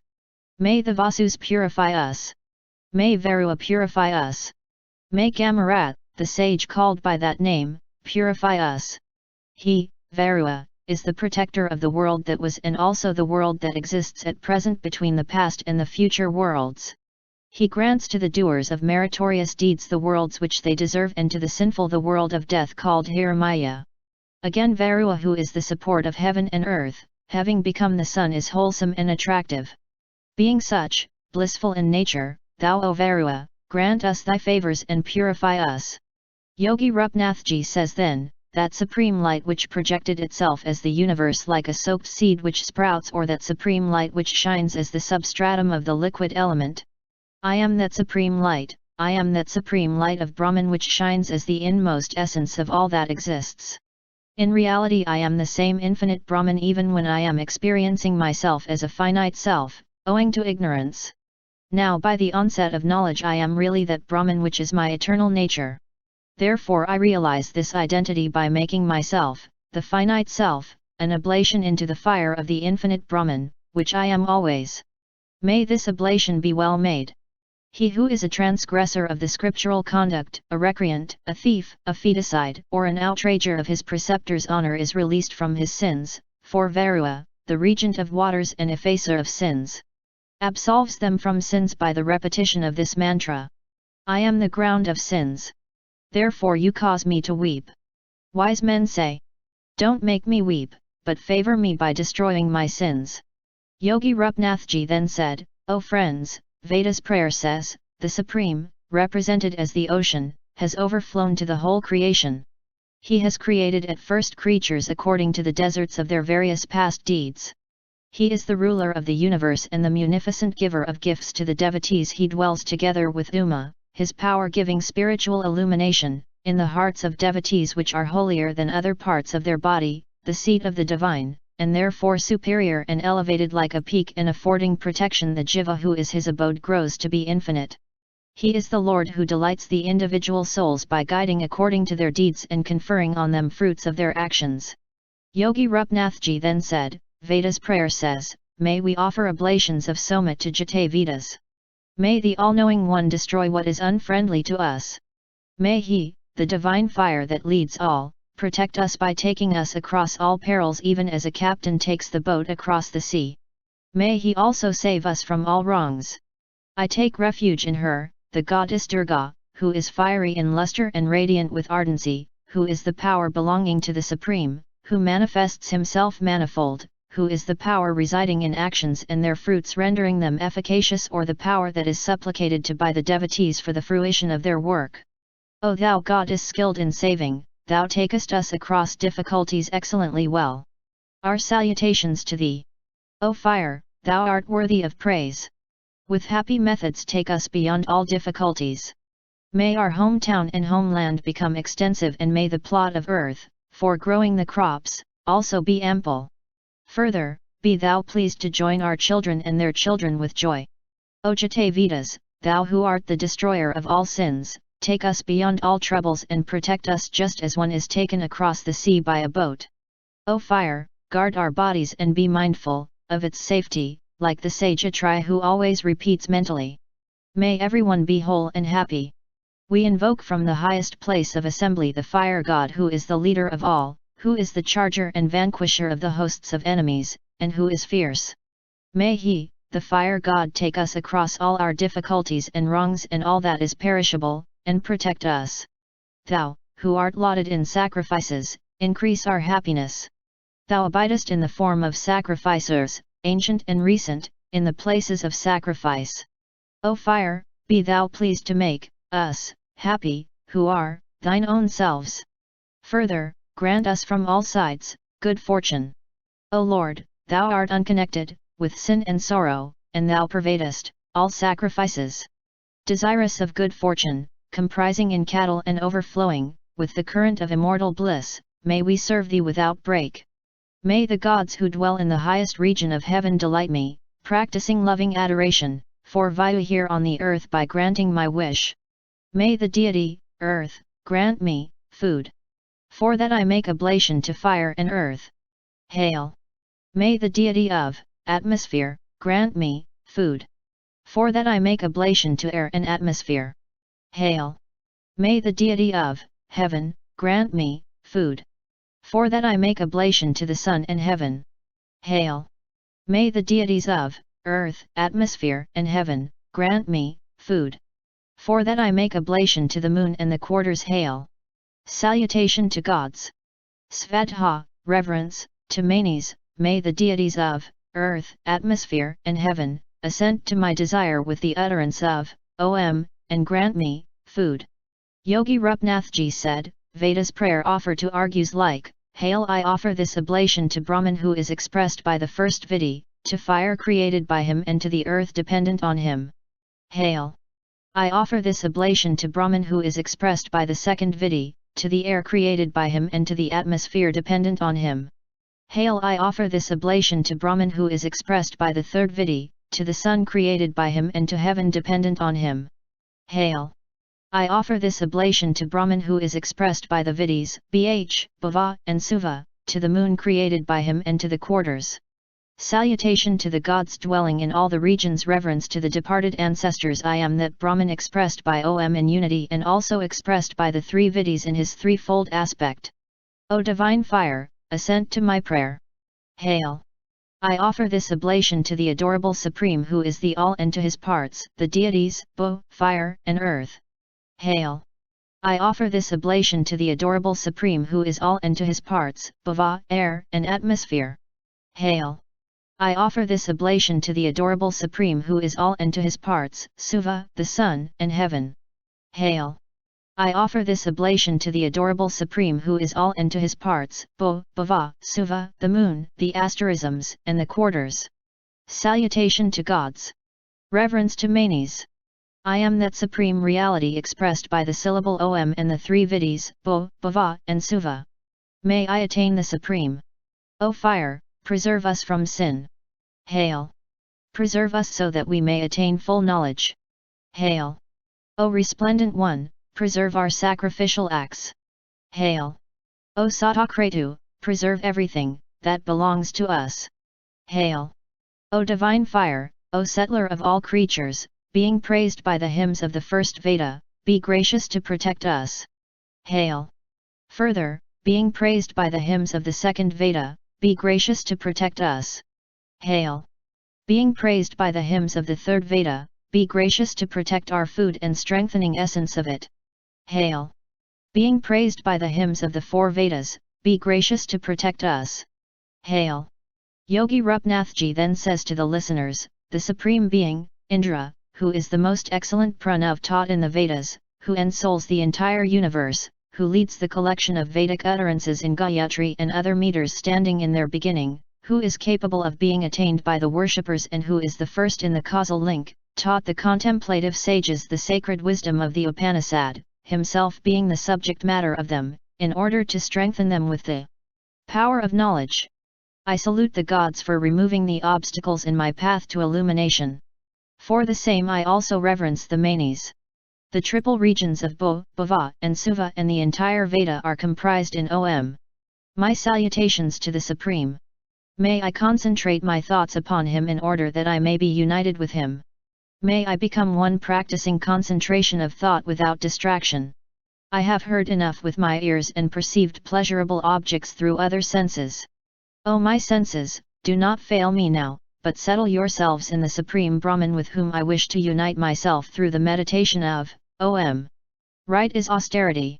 Truth is austerity. Understanding of the scriptures is austerity. Subduing of one's senses is austerity. Restraint of the body through such means like fast is austerity. Cultivation of a peaceable disposition is austerity. Giving gifts without selfish motives is austerity. Worship is austerity. The Supreme Brahman has manifested himself as Bo, Bhava, and Suva, meditate upon him, This is austerity par excellence. Just in the same manner as the fragrance of a tree in full blossom is wafted by the wind from a distant place, the fragrance of meritorious deeds, the good name that accrues from them, spreads to a great distance as far as heaven. There is again this illustration. Veda's prayer said, Yogi Rupnathji says, the cutting edge of a sword is laid across a pit. I am placing my feet on it, I am treading over it. So saying, if I walk over it, I will be perturbed by the thought of hurt or fall into the pit. In the same manner, a man who is exposed to open and hidden sins must seek to guard himself from either in order that he may attain immortality. The infinite self, more minute than the minute and greater than the great, is set in the heart of the beings here. Through the grace of the Creator one realizes him who is free from desires based on values, who is supremely great and who is the highest ruler and master of all, and becomes free from sorrows. From him originate the 7 pras, the 7 flames, their fuel, the 7 tongues and the 7 worlds in which the life breaths move. Further, other things that are 7-fold also come forth from him, who dwells in the secret place of the heart and are set in their respective places. From him arise all the seas and mountains. From him flow rivers of all kinds, and from him all herbs and essences come forth. United with the essence of the herbs, the individual soul seated in the subtle body dwells in creatures. The Supreme, having become the 4-faced Brahma among gods, the master of right words among the composers, the seer among the intelligent people, the buffalo among animals, the kite among the birds, the cutting axe among the destructive tools, and Soma among the sacrificers, transcends all purifying agencies, accompanied by the sound of holy chant. There is one unborn female, Maya, the uncaused substance of the universe, red, white, and black, representing Sattva, Rajas, and Tamas, producing manifold offspring of the same nature. There is one unborn, in the generic sense some jivas who are attached, who lies by her taking delight in her. There is another unborn, in the generic sense those who are not attached, who leaves her after having enjoyed her. That which is the sun who abides in the clear sky, is the Vasu, the air that moves, in the mid-region, is the fire that dwells in the sacrificial altar and in the domestic hearth as the guest, is the fire that shines in men and in the gods, as the soul, is the fire that is consecrated in the sacrifice, is dwelling in the sky as air, is born in water as submarine heat, is born in the rays of the sun, is the fire that is directly seen as the luminary, and is born on the mountain as the rising sun. That is the supreme truth, the reality underlying all. Yogi Rupnathji then said, Vedas says, the beings born from Prajapati are not separate from him. Before their birth nothing whatsoever existed other than him, who entered all the creatures of the world as their inmost self. Prajapati has identified himself with the creatures. He imparts the 3 luminaries, fire, sun, and moon, luster by identifying himself with them. He is endowed with 16 parts. We invoke the Creator of the universe, who sustains the creation in many ways and who witnesses the thoughts and deeds of men. May he grant us plenty of excellent wealth. The sacrificers poured clarified butter into the consecrated fire. Clarified butter is the place of origin of this one, and in clarified butter is his support. Indeed, clarified butter is his luminant and residence. O fire, with every offering of oblation bring here the gods and delight them. O thou excellent one, convey to gods the offerings we have made with Savaha. From the supreme fount, vast as the ocean, arose the universe in the shape of waves, yielding enjoyment to created beings. The name designating the self-luminous reality and consisting of the syllable Om is hidden in the Vedas. By contemplating on the Supreme along with the slow repetition of that name one attains to immortality. This designation of the Supreme is on the lips of contemplative sages, and it is the central support of undying bliss. May we always repeat in our contemplative sacrifices the designation Om, which has for its cause the self-luminous reality, and may we also hold him in our hearts with salutations. Yogi Rupnathji say, Vedas says, the 4-horned white bull has expressed this supreme Brahman praised by us in the hearing of co-seekers. The syllable Om conceived as the bull possesses 4 horns, 3 feet, and 2 heads. He has 7 hands. This bull, connected in a 3-fold manner, eloquently declares the Supreme. The self-luminous deity has entered the mortals everywhere. Godlike sages attained in the order of their spiritual practices, the self-luminous reality, laid in the three states of consciousness and secretly held by the teachers who praise it by chants in the Vedic speech. The great formulas such as, "Thou art that," Indra or Virat, the regent of the visible universe and the waking consciousness, created one, the visible world. Surya representing Tejasa and Hirayagarbha created one, namely, the world of dream, and from Vina came the remaining one, the dreamless sleep. By the self-supporting Paramatman all these threefold categories were fashioned. May He, the Lord, join us with beneficial remembrance. He who is superior to all, who has been revealed in the Vedas, who is the supreme seer and who sees Hirayagarbha, who is the first among the gods and who is born before all the rest. Other than whom there is nothing higher, nothing subtler, nothing greater, by that Purua. The one who stands still like a tree established in heaven. All this is filled. Yogi Rupnathji said, Vedas says to absolute soul, not by work, not by progeny, not by wealth, they have attained immortality. Some have attained immortality by renunciation. That which the hermits attain is laid beyond the heaven. Yet it shines brilliantly in the purified heart. Having attained the immortality consisting of identity with the Supreme, all those aspirants who strive for self-control, who have rigorously arrived at the conclusion taught by the Vedanta through direct knowledge, and who have attained purity of mind through the practice of the discipline of yoga and steadfastness in the knowledge of Brahman preceded by renunciation, get themselves released into the region of Brahman at the dissolution of their final body. In the citadel of the body there is the small sinless and pure lotus of the heart, which is the residence of the Supreme. Further, in the interior of this small area, there is the sorrowless ether. That is to be meditated upon continually. He is the Supreme Lord who transcends the syllable Om, which is uttered at the commencement of the recital of the Vedas, which is well established in the Upanishads and which is dissolved in the primal cause during contemplation. Yogi Rupnathji then said, this universe is truly the divine person only.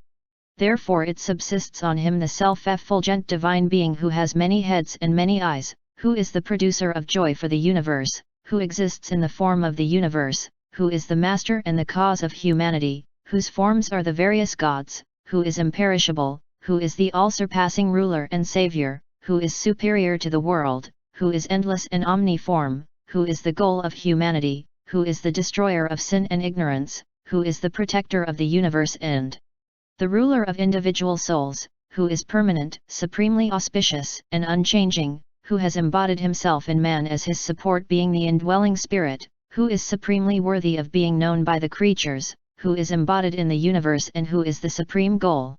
Narayana is the supreme reality designate as Brahman. Narayana is the highest self. Nryaa is the supreme light described in the Upanishads. Narayana is the infinite self. Narayana is the most excellent meditator and meditation. Whatsoever there is in this world, known through perception, because of their proximity, or known through report, because of their distance, all that is pervaded by Nryaa within and without. One should meditate upon the Supreme, the limitless, unchanging, all-knowing, cause of the happiness of the world, dwelling in the sea of one's own heart, as the goal of all striving. The place for his meditation is the ether in the heart. The heart which is comparable to an inverted lotus bud. It should be known that the heart, which is located just at the distance of a finger span below the Adam's apple and above the navel, is the great abode of the universe. Like the bud of a lotus, suspends in an inverted position, the heart, surrounded by arteries. In it there is a narrow space, or near it there is a narrow space called Susumna. In it everything is supported. In the middle of that narrow space of the heart or Susumna, remains the undecaying, all-knowing, omni-faced, great fire, which has flames on every side, which enjoys the food presented before it, which remains assimilating the food consumed, the rays of which spread scattering themselves vertically and horizontally, and which warms its own body from the insole to the crown.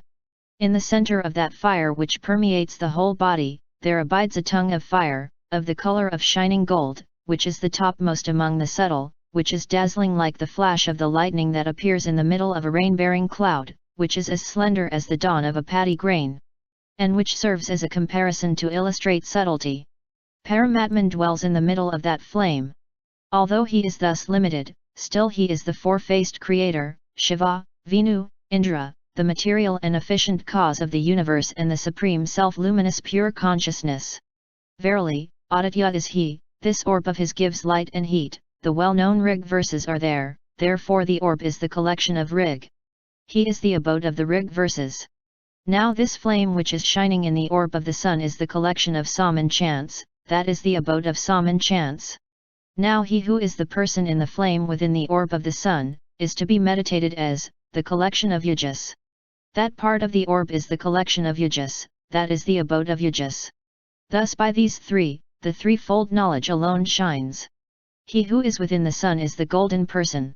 Yogi Rupnathji then said, Veda's prayer says, the sun that is Paramatman the absolute soul, alone is verily all these, energy, splendor, strength, renown, sight, hearing, body, mind, anger, seer, the deities death, Satya, Mitra, wind, ether, and breath, the rulers of the world, Prajapti, the interminable one, happiness, that which transcends the senses, truth, food, span of life, liberation or immortality, individual soul, the universe, the acme of bliss and the self-born Brahman. This unique person in the sun is eternal. He is the Lord of all creatures.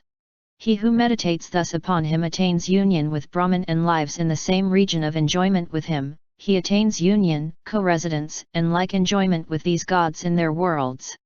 The secret knowledge is thus imparted. Aditya, the supreme cause of the universe, is the giver of light and water and is the source of all energy. He is denoted by the syllable Om. Gods worship him as tapas and truth.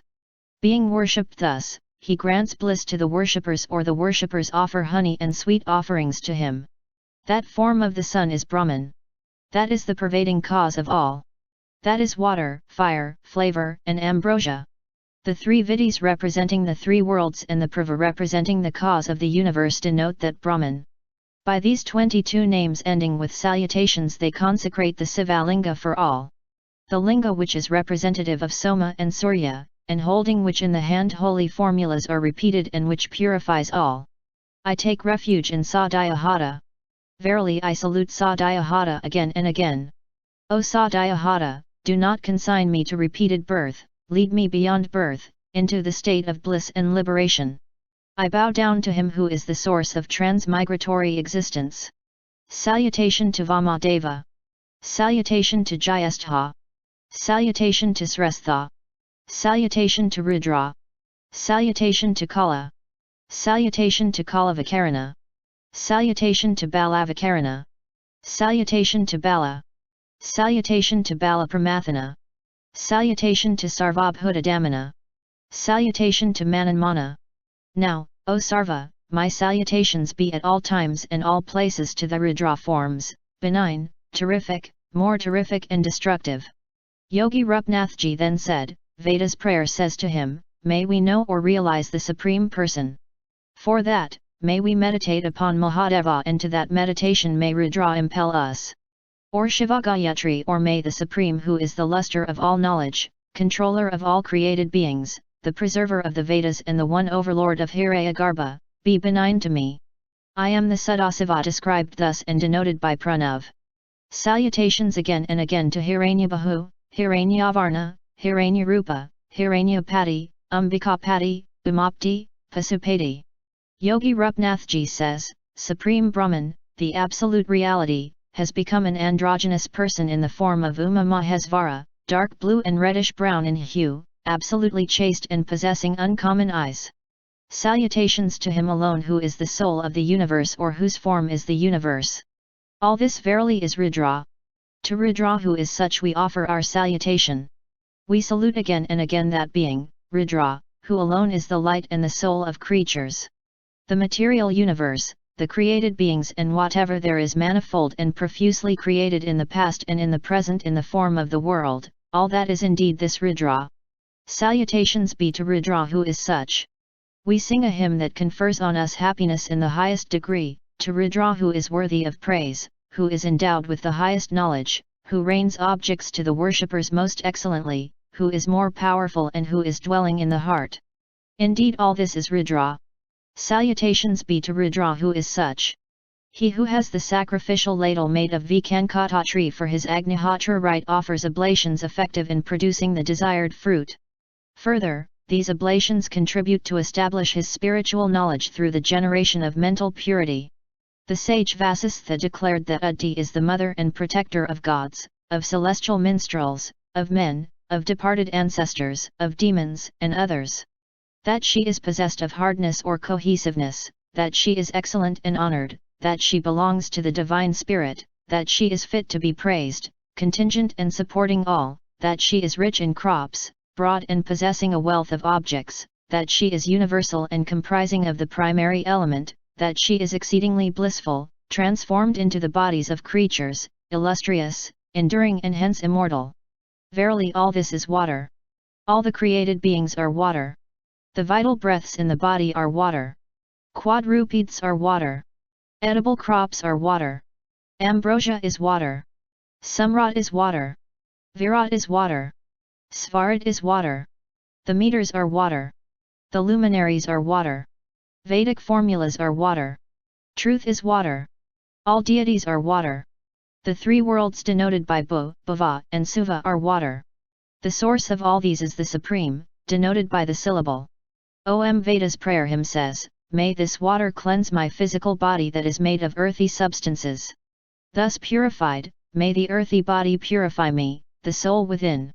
May this water purify the guardian of the Vedas, my preceptor. May the purified Vedas taught by the purified teacher purify me, or may the Supreme purify me. May the water purified by the Supreme purify me. My defilement, repast on prohibited food and misconduct if any, and the sin accruing from the acceptance of gifts from persons disapproved by the scripture, from all these may I be absolved. May the waters purify me. Hail! May fire, anger and guardians of anger guard me from the sins resulting from anger. May the day efface completely whatever sin I have committed on this day by thought, word, hands, feet, stomach, and the procreative organ. Further, whatever sinful deed has been committed by me, all that in myself I offer as an oblation into the self-luminous truth, the source of immortality. Hail! May the sun, anger, and the guardians of anger guard me from the sins resulting from anger. May the night efface completely whatever sin I have committed during the last night by thought, word, hands, feet, stomach, and the procreative organ. Further, whatever sinful deed has been committed by me, all that in myself I offer as an oblation into the supreme light represented by the sun, the source of immortality. Hail! Yogi Rupnathji then said, the one syllable Om is Brahman. Agni is its deity.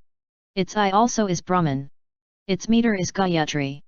Its use is for the union with Paramatman who exists as the manifold universe. May the boon-conferring divine Gayatri come to us, in order to instruct us about the imperishable Brahman who is determined by the Vedanta. May Gayatri, the mother of meters, favor us with the supreme just mentioned. O thou who art the source of all letters, O thou the great deity, O thou the object of meditation at twilight, O thou Sarasvati, may thy devotee be liberated from the sin, which he commits during the day, by the same day, and the sin, which he commits during the night, by the same night.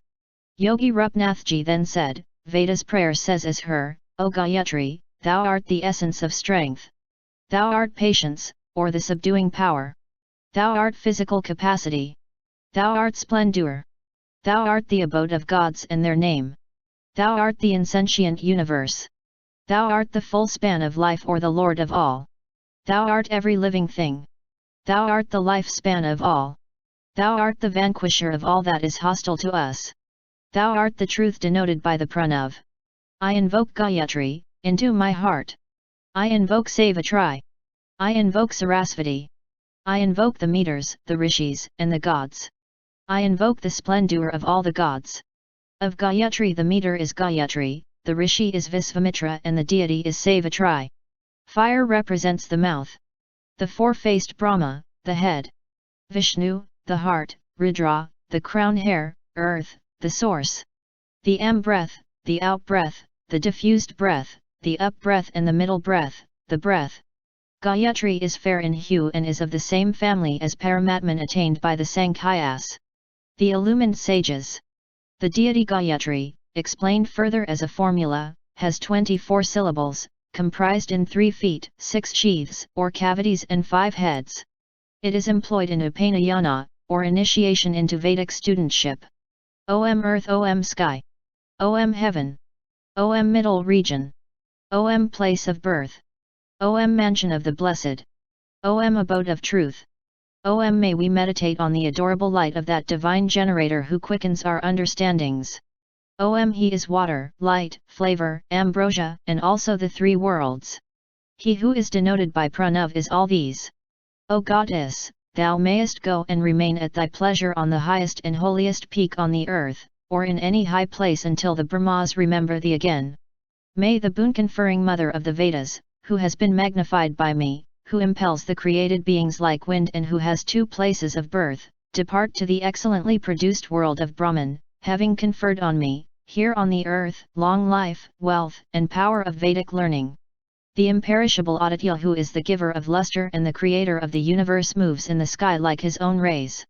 The essence of him in the form of sweet water flows in the shape of rivers. He is the truth.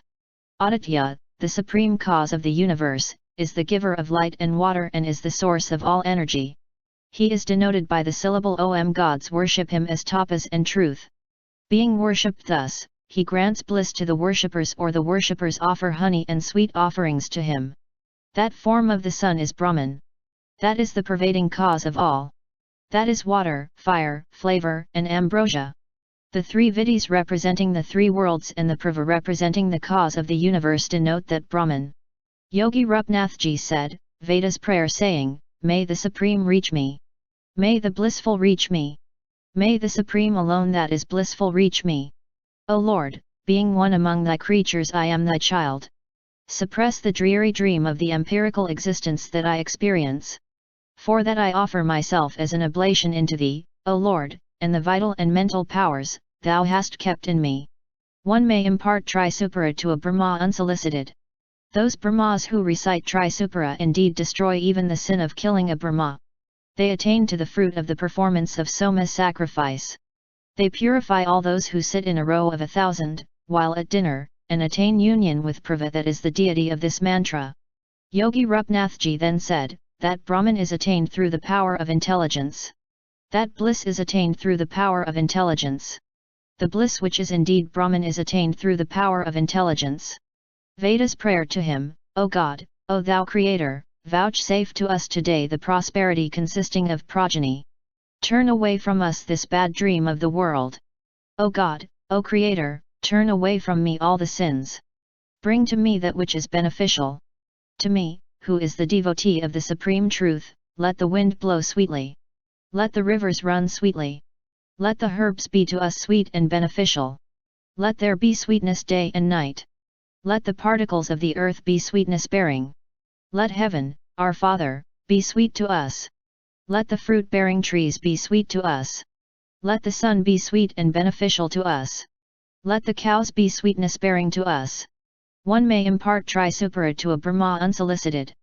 Those Brahmas who recite Trisupara indeed destroy even the sin of feticide or hurting a Brahma well versed in the Vedas and in their auxiliaries. They attain to the fruit of the performance of Soma sacrifice. They purify all those who sit in a row of 1,000, while at dinner, and attain union with Prava, that is, the deity of this mantra.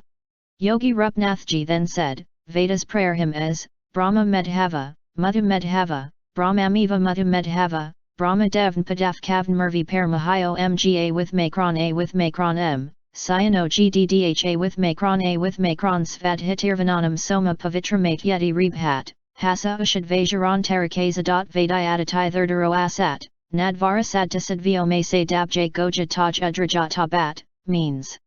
This is the third Trisupara made up of 3 units, Medhava substituting the word Medhaya. The term Medhava is a disguised form of Medhavat that is possessing or connected with Medha or sacrifice.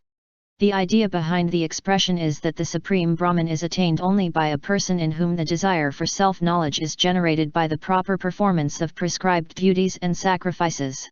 Thus Brahman is connected with Medha, sacrifice, in so far as sacrifices and other similar activities help one from a distance for the realization of Brahman by creating purity of mind and desire for knowledge.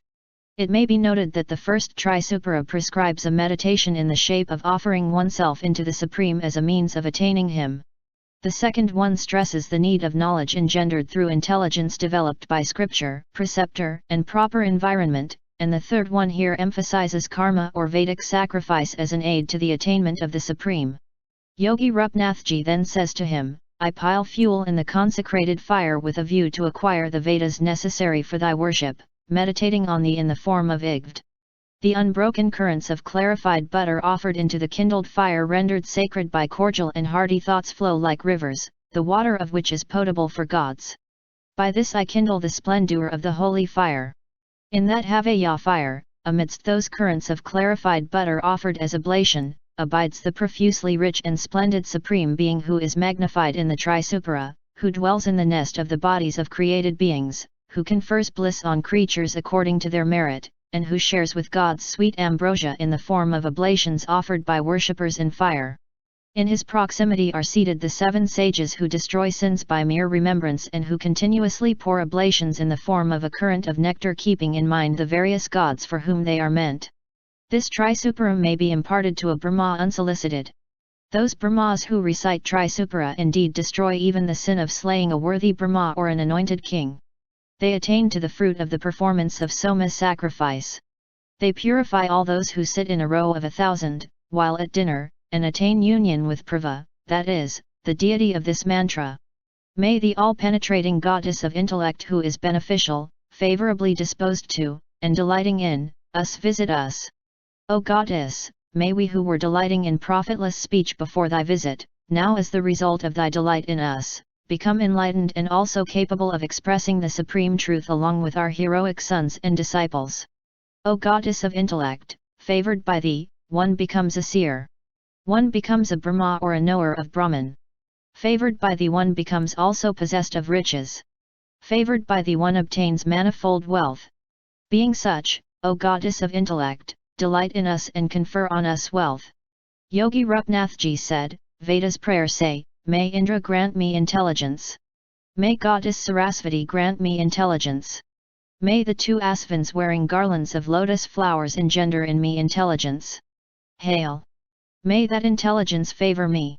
That which is possessed by apsaras, celestial women, that which is the mental power in Gandharvas, celestial minstrels, that intelligence expressed as the divine Vedic lore and that intelligence which spreads like fragrance.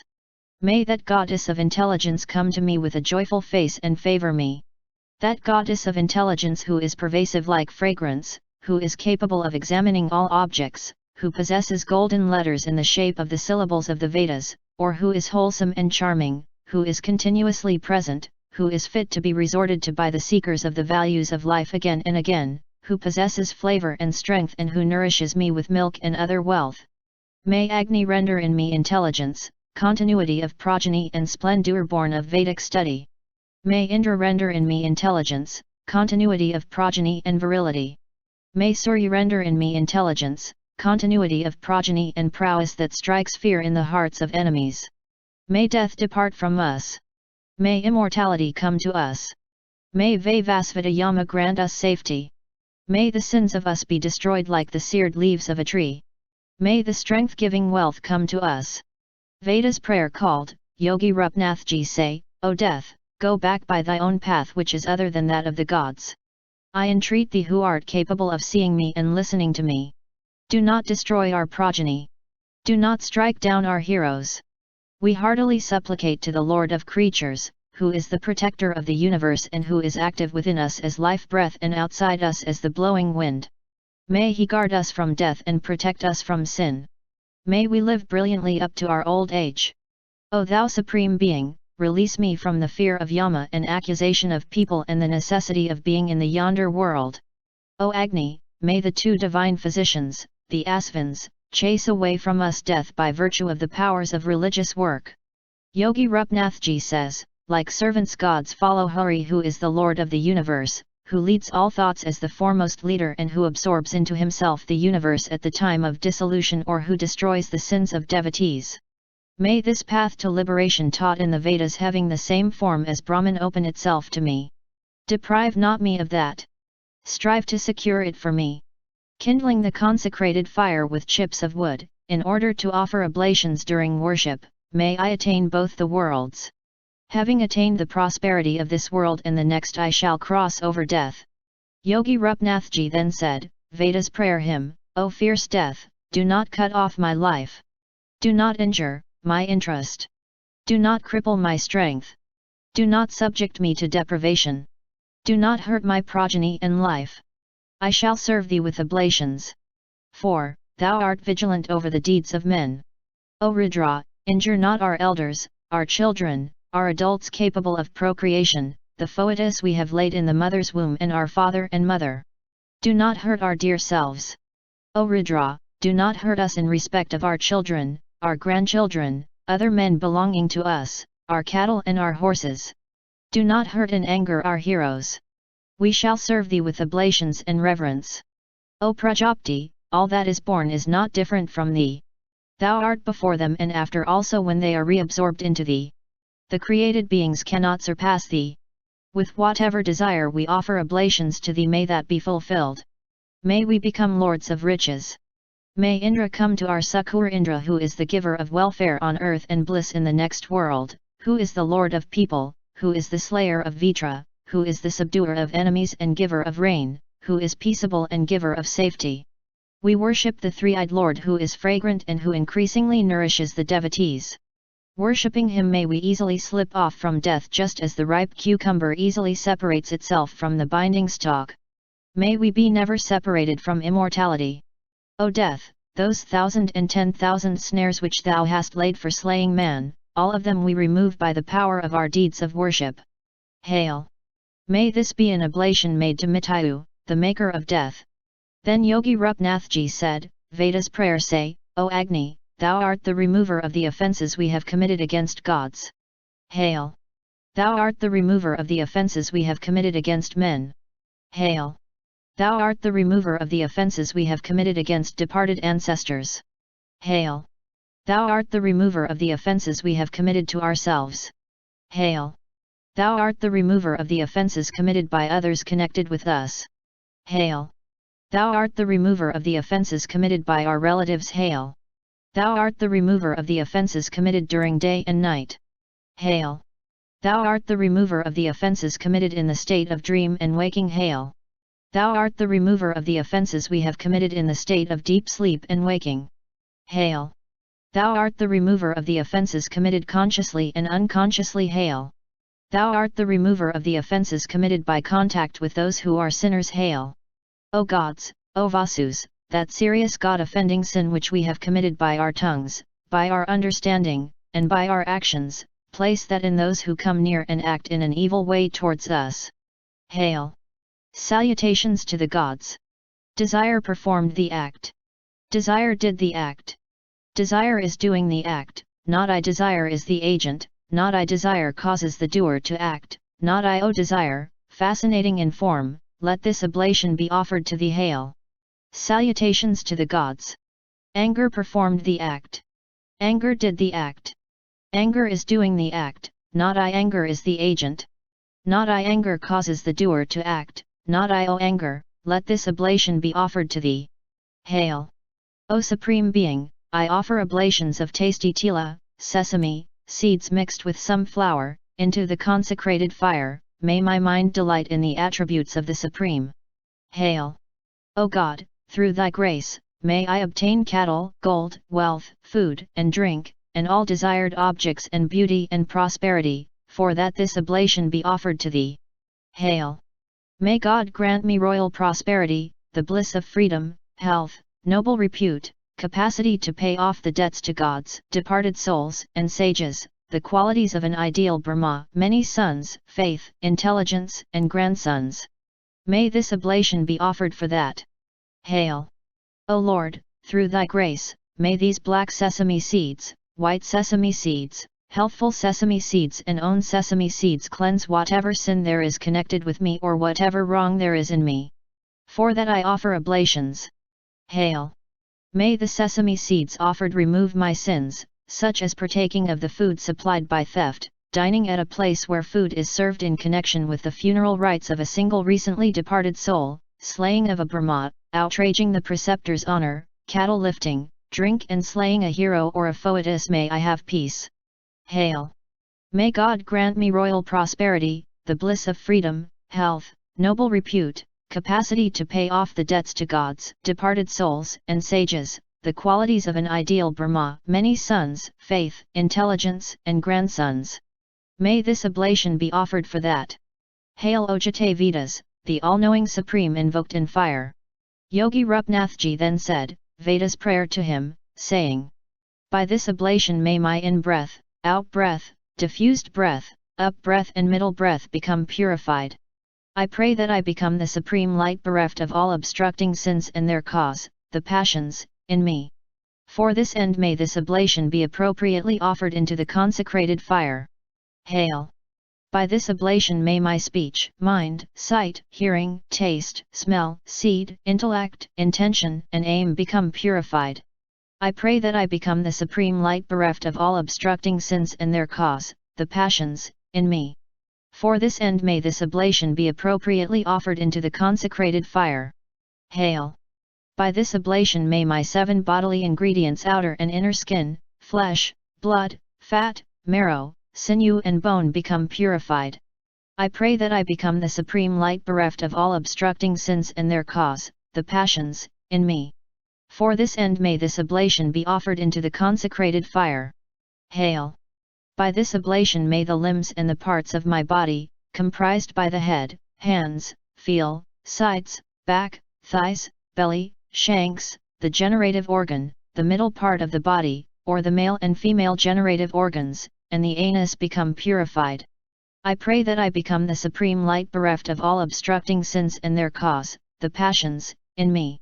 For this end may this oblation be offered into the consecrated fire. Hail! Yogi Rupnathji then said, Vedas prayer says to him, O thou divine person, who is dark blue and brown and who is red in eyes, make haste to favor me. Grant me more and more purity. Be a granter of knowledge and purity to me through the medium of my preceptor. May my thoughts become purified. I pray that I become the supreme light bereft of all obstructing sins and their cause, the passions, in me. For this end may this oblation be offered into the consecrated fire. Hail! By this oblation may the 5 constituent elements of my body, earth, water, fire, air, and ether become purified. I pray that I become the supreme light, bereft of all obstructing sins and their cause, the passions, in me. For this end may this oblation be offered into the consecrated fire. Hail! By this oblation may the qualities of sound, touch, color, taste and smell, residing in the above 5 elements constituting my body, become purified. I pray that I become the supreme light, bereft of all obstructing sins and their cause, the passions, in me. For this end may this oblation be offered into the consecrated fire. Hail! By this oblation may the deeds accomplished by my mind, speech, and body become purified. I pray that I become the supreme light, bereft of all obstructing sins and their cause, the passions, in me. For this end may this oblation be offered into the consecrated fire. Hail! May I have not any suppressed feelings of egoism. I pray that I become the supreme light, bereft of all obstructing sins and their cause, the passions, in me. For this end may this oblation be offered into the consecrated fire. Hail! By this oblation may my body become purified. I pray that I become the supreme light, bereft of all obstructing sins and their cause, the passions, in me. For this end may this oblation be offered into the consecrated fire. Hail! By this oblation may my internal organs become purified. I pray that I become the supreme light, bereft of all obstructing sins and their cause, the passions, in me. For this end may this oblation be offered into the consecrated fire. Hail! By this oblation may my infinite self become purified. I pray that I become the supreme light, bereft of all obstructing sins and their cause, the passions, in me. For this end may this oblation be offered into the consecrated fire. Hail! May this oblation be made to the deity of hunger. Hail! May this oblation be made to the conjoined deities of hunger and thirst. Hail! May this oblation be made to the all-pervasive Supreme. Hail! May this oblation be made to the Supreme who is the ordainer of igchants. Hail! May this oblation be made to the Supreme who is interested in his creation. Hail! Yogi Rupnathji then said, Veda's prayer hymn says too, O Lord, through thy grace I remove from me that uncleanness in the form of hunger and thirst, misfortune and adversity, poverty and lack of progress, and all the like. Efface my sins. Hail! By this oblation may my fivefold self comprised by the sheaths of food, breath, mind, intelligence, and bliss become purified. I pray that I become the supreme light bereft of all obstructing sins and their cause, the passions, in me. For this end may this oblation be offered into the consecrated fire. Hail! Whenever offerings are made to the manes, the deities, and men, the terms employed for oblations are savda, nema and hanta respectively. These special words of address give them pleasure. Gods, like guests, are made happy by sweet words of courtesy. The word piti denotes two types of superhuman beings: those who are permanent dwellers of the piti loka and those who are translated to that region from the earth when they depart from the body. Just as a perennial well is supplied with water by hundreds and thousands of springs, so may I have an inexhaustible supply of grain from 1,000 sources. For that end, I offer oblations to the wealth-holding deity. Hail! With the intention of acquiring prosperity, I present offering of food to those spirits who are the servants of Rudra, dwelling on the cremation ground, causing pain to creatures by death and bereavement, and who wander about day and night in search of tribute. May the Lord of Prosperity grant me all prosperity. Hail! Yogi Rupnathji then says, Om that is Brahman. Om that is Vayu. Om that is the finite self. Om that is the supreme truth. Om that is all. Om that is the multitude of citadels, the bodies of creatures. Salutations to him. That supreme being moves inside the heart of created beings possessing manifold forms. O Supreme, thou art the sacrifice, thou art the expression Vat, thou art Indra, thou art Rudra, thou art Brahma, thou art Prajapati, thou art that, thou art the water in the rivers and the ocean, thou art the sun, thou art flavor, thou art ambrosia, thou art the body of the Vedas, thou art the threefold world, and thou art Om. Firm in my religious faith, I offer this oblation of ambrosia into Pro with reverence. Firm in my religious faith, I offer this oblation of ambrosia into Apana with reverence. Firm in my religious faith, I offer this oblation of ambrosia into Vayana with reverence. Firm in my religious faith, I offer this oblation of ambrosia into Udana with reverence. Firm in my religious faith, I offer this oblation of ambrosia into Samana with reverence. By these oblations may myself be united with the Supreme, so that I may attain immortality. Yogi Rupnathji then said, Veda's prayer says, O water, thou art the spread out seed of Anabrahman, the immortal food. Firm in my religious faith, I offer this oblation of ambrosia into Pro with reverence. O thou offered substance, be auspicious and get assimilated into me, so that I may not be consumed by hunger. Prayasavaha. Firm in my religious faith, I offer this oblation of ambrosia into Apana with reverence. O thou offered substance, be auspicious and get assimilated into me, so that I may not be consumed by hunger. Apanayasavaha. Firm in my religious faith, I offer this oblation of ambrosia into Vayana with reverence. O thou offered substance, be auspicious and get assimilated into me, so that I may not be consumed by hunger. Vayanayasavaha. Firm in my religious faith, I offer this oblation of ambrosia into Udana with reverence. O thou offered substance, be auspicious and get assimilated into me, so that I may not be consumed by hunger. Udanayasavaha. Firm in my religious faith, I offer this oblation of ambrosia into Samana with reverence. O thou offered substance, be auspicious and get assimilated into me, so that I may not be consumed by hunger. Samanayasavaha. By these oblations may myself be united with the Supreme, so that I may attain immortality. O water, thou art the cover for Anabrahman, the immortal food. Firm in my religious faith, I have offered this oblation of ambrosia into Pro with reverence. O Pra, increase the power of my in-breath by this food. Firm in my religious faith, I have offered this oblation of ambrosia into Apana with reverence. O Apana, increase the power of my out-breath with this food. Firm in my religious faith, I have offered this oblation of ambrosia into Vayana with reverence. O Vayana, increase the power of my diffused breath with this food. Firm in my religious faith, I have offered this oblation of ambrosia into Udana with reverence. O Udana, increase the power of my up-breath with this food. Firm am my religious faith, I have offered this oblation of ambrosia into Samana with reverence. O Samana, increase the power of my middle breath with this food. May the Supreme Lord be gratified, by this meal just taken, who is the ruler of all the world and the enjoyer of all, who is the person dwelling in the body, is of the size of the thumb, and who is the support of the body imparting to it sentience and activity from the toe to the crown. Yogi Rupnathji then said, Veda's prayer says to him, O Lord, after repast my powers of speech, of breath, of sight, and of hearing, are firm in their respective stations, that is, mouth, nostrils, eyes and ears, so also strength and vitality have returned to my aims and thighs. My subtle body and my gross body with all its limbs are now free from inadequacy. My salutation to thee. Do not cause any hurt to me and mine. Yogi Rupnathji then said, like birds with handsome plumage, the sages who were devoted to sacrificial worship, or intent on the good of all, approached Indra supplicating thus, remove our darkness and ignorance. Fill our eyes with worthy sights. And release us from the bondage of ignorance like birds trapped in snares. Vedas says to him, O Jnana-Rudra, thou art the binding knot of the breaths and the organs of senses functioning in the body. Enter me as the end maker of sorrows and increase and protect me by that food which I have taken in. Salutations to Rudra, and to Vishnu or Rudra who is Vishnu. Guard me from death. O Agni, thou art born on the days of sacrifices as the protector of men in general and of those among men who offer sacrifices. Thou art born spreading light around, or causing pain quickly by mere touch.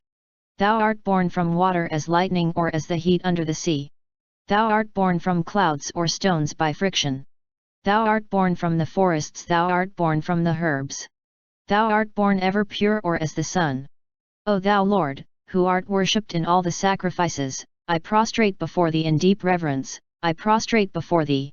I prostrate before thee. Deign to remain with me as the giver of what is auspicious. Deign to remain with me as the giver of happiness here. Deign to remain with me as the giver of good and divine qualities. Deign to remain with me as the giver of splendor born of Vedic learning. When the sacrifice which I have instituted has been completed prosperously, be with me to confer the fruits of it. Yogi Rupnathji then said, truthfulness is excellent. What is excellent is truthfulness only. By truthfulness those who have attained to the state of blissfulness never fall from there. What belongs to Sat, namely good people, that is indeed Satyam, truthfulness. For this reason seekers of the highest good find delight in truthfulness. Some hold the opinion that austerity is the means of liberation and that there is no austerity higher than religious fast. This excellent austerity is hard to be practiced. A person who practices it becomes invincible, or such austerity is unthinkable for the commonalty. Therefore seekers of the highest good delight in austerity. Perfect ascetics declare that withdrawal of the senses from the attraction of forbidden objects is the means of liberation. Therefore they delight in it. Hermits who dwell in the forest consider that tranquility of mind is the means of liberation, and therefore they delight in calmness. All creatures praise selfless gift as supreme, for there is nothing more difficult to perform than giving selfless gift. Therefore seekers of the highest good delight in giving selfless gift. Yogi Rupnathji says, some consider that scriptural duty is the means of liberation. By the performance of scriptural duties all the world is held together. There is nothing more difficult to practice than the duties ordained by the scriptures. Therefore seekers of the highest good find delight in the scriptural duty. The largest number of people consider that procreation is the means of liberation. For that reason the largest number of offsprings is born. Because procreation is deemed such a means, therefore the largest number of people delight in procreation. Someone devoted to the Vedic religion says that the Vedic fires are the means of liberation. Therefore the Vedic fires must be consecrated. Another person devoted to the Vedic religion says that Agnihotra is the means of liberation. Therefore some seekers of the highest good delight in the Agnihotra sacrifice. Others devoted to the Vedic religion say that sacrifice is the means of liberation. Verily, gods have attained heaven by their own prior deeds of sacrifice. Therefore seekers of the highest good delight in the performance of sacrifice. Some wise people consider that inward worship is the means of liberation. Therefore wise people delight only in inward worship. Yogi Rupnathji then said, whereas in Vedas, Brahma Hirayagarbha considers that sannyasa is the means of liberation. Hirayagarbha is indeed the supreme. The supreme alone is Hirayagarbha, although he is a personality. Certainly these austerities set forth above are inferior. Sannyasa alone surpassed all. To him who thus knows the all-transcending excellence of sannyasa, precious knowledge has been imparted. By truth the wind blows. By truth the sun shines in the sky. Truth is the foundation of speech. Everything in practical life depends on truth. Therefore they say truth is the supreme means of liberation. By tapas performed in the beginning gods attained godhood. By tapas seers attained to heaven gradually. By tapas we get rid of our enemies who stand in the way of our acquisitions. Everything is founded in tapas. Therefore they say tapas is the supreme means of liberation.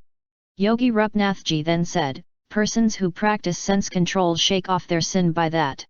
Perfect ascetics reached heaven gradually through sense control. Sense control is inaccessible to ordinary creatures. Everything is founded in sense control.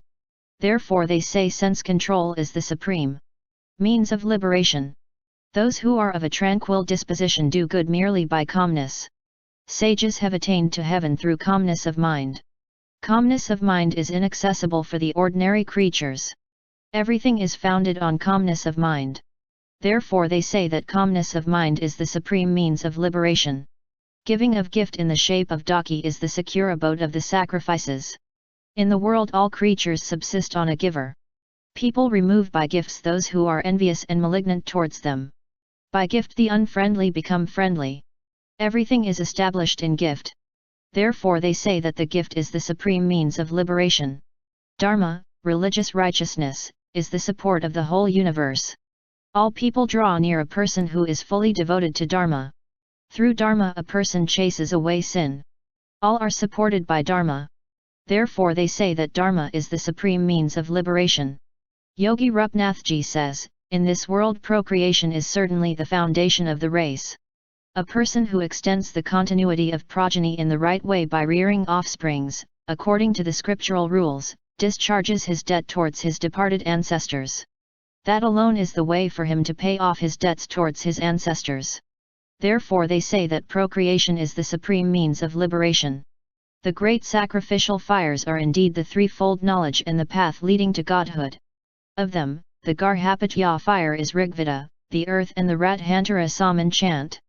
Anvaharyapakana is Yajurveda mid-region and the Vamadavaya Saman chant. Havaya is the Samaveda, the heavenly worlds, and the Brihat Saman chant. Herefore they say that the sacrificial fires are the supreme means of liberation. The performance of Agnihotra at dawn and sunset is expiation for sins incidental to housekeeping. It is a good yajna and a good homa, and also it is the commencement of all yajnas and kratu. It is a beacon to the heavenly world. Therefore they say Agnihotra is the supreme means of liberation. Others devoted to the Vedic religion say that sacrifice is the means of liberation. Sacrifice is indeed dear to gods. Verily, gods have attained to heaven by their previous deeds of sacrifice. They have driven away demons by sacrifice. By sacrifice those who are hostile become friendly. Everything is supported by sacrifice. Herefore they say sacrifice is the supreme means of liberation. Inward worship or mental concentration is indeed the means of attaining to the state of prajapti, and so that is holy. Those who possess a mind endowed with the power of inward concentration see and realize what is good. Through mental concentration, seers like Visvamitra created subjects by mere wish. All depends upon this power of the mind. Therefore they say that the power of inward concentration is the supreme means of liberation. Wise seers declare that sannyasa mentioned as the supreme means of liberation is Brahman, and that Brahman is the universal spirit, is supremely blissful, is self-born, is the protector of created beings, is the soul of time, and so forth. The year is the yonder sun. That person, who is in the sun, is Hirayagarbha, he is Paramet, the protector of the universe, and Brahmatman, supreme reality that is the innermost self of all creatures. Those rays by which the sun gives heat, the same rays transform water into rain cloud which showers the rain. By the rain cloud herbs and trees come into existence, from herbs and trees food is produced. By the use of food the breaths and senses are nourished. When the life breath is nourished, one gets bodily strength. Bodily strength gives the capacity to practice tapas. In the shape of self-control, religious fast, and so forth. As the result of such tapas, faith in scriptural truths springs into existence. By faith mental power comes. By mental power sense control is made possible. By sense control reflection is engendered. From reflection calmness of mind results. Conclusive experience of truth follows calmness. By conclusive experience of truth remembrance of it is engendered. Remembrance produces continuous remembrance. From continuous remembrance results unbroken direct realization of truth. By such realization a person knows the Atman. For this reason, he who gives food gives all these. For, it is found that the vital breaths and the senses of creatures are from food, that reflection functions with the vital breath and the senses, that unbroken direct realization comes from reflection and that bliss comes from unbroken direct realization of truth. Thus having attained bliss one becomes the supreme which is the source of the universe. He by whom all this universe is pervaded the earth and the mid-region, the heaven and the quarters and the sub-quarters that person is fivefold and is constituted of 5 substances. Yogi Rupnathji then said, he who has attained supreme knowledge through sannyasa is, indeed, this person. He is all that is perceptible at present, was in the past and will be in the future. Though apparently human, his true nature is that which is settled by the inquiry into the Vedas and what is attained by his new birth in right knowledge. He is firmly established in the richness of knowledge imparted by his Guru, as also in his faith and in truth. He has become the self-resplendent being, such a one he remains beyond the darkness of ignorance. O friends, having become one possessed of knowledge by realizing him, the Supreme, through sannyasa, and with your mind fixed in the heart, do not again fall a prey to death. Because sannyasa is thus the supreme means of realization, therefore wise men declare that to be above all other means of liberation. O Supreme, thou art the giver of the wealth of supreme knowledge to us. Thou hast become all. Thou unitest the individual souls in the Sutratman. Thou pervadest the universe. Thou art the giver of the luster to fire. Thou art the giver of light and heat to the sun. Thou art the bestower of the riches of light to the moon. Thou art taken in the Upayama vessel as soma juice for oblation. We worship thee, the Supreme who art such for the manifestation of light. The sannyasin having meditated upon the Supreme, should concentrate his thoughts on him uttering the syllable Om. This, the syllable Om, verily is the substance of many great Upanishads and a secret guarded by the gods without imparting to the unfit. He who practices meditation on the Supreme thus, with the aid of Prava, after sannyasa attains to the unlimited greatness of the Supreme. By that he attains the greatness of Brahman. Thus the secret knowledge has been imparted. Now I am going to say some important meanings, follow these words attentively. Said Yogi Rupnathji, the institutor of the sacrifice, in the case of the sacrifice offered by a sannyasin who has attained supreme knowledge in the manner already described, is his own self. His faith is his wife. His body is his sacrificial fuel. His chest is his altar. His hairs are his holy grass, the Veda he has learned is his tuft of hair. His heart is his sacrificial post. His desire is his clarified butter. His anger is his animal to be immolated. His austerity is his fire, his sense control is his immolator, his gifts are his daki, his speech is his hotri priest. His breath is his ajatri priest.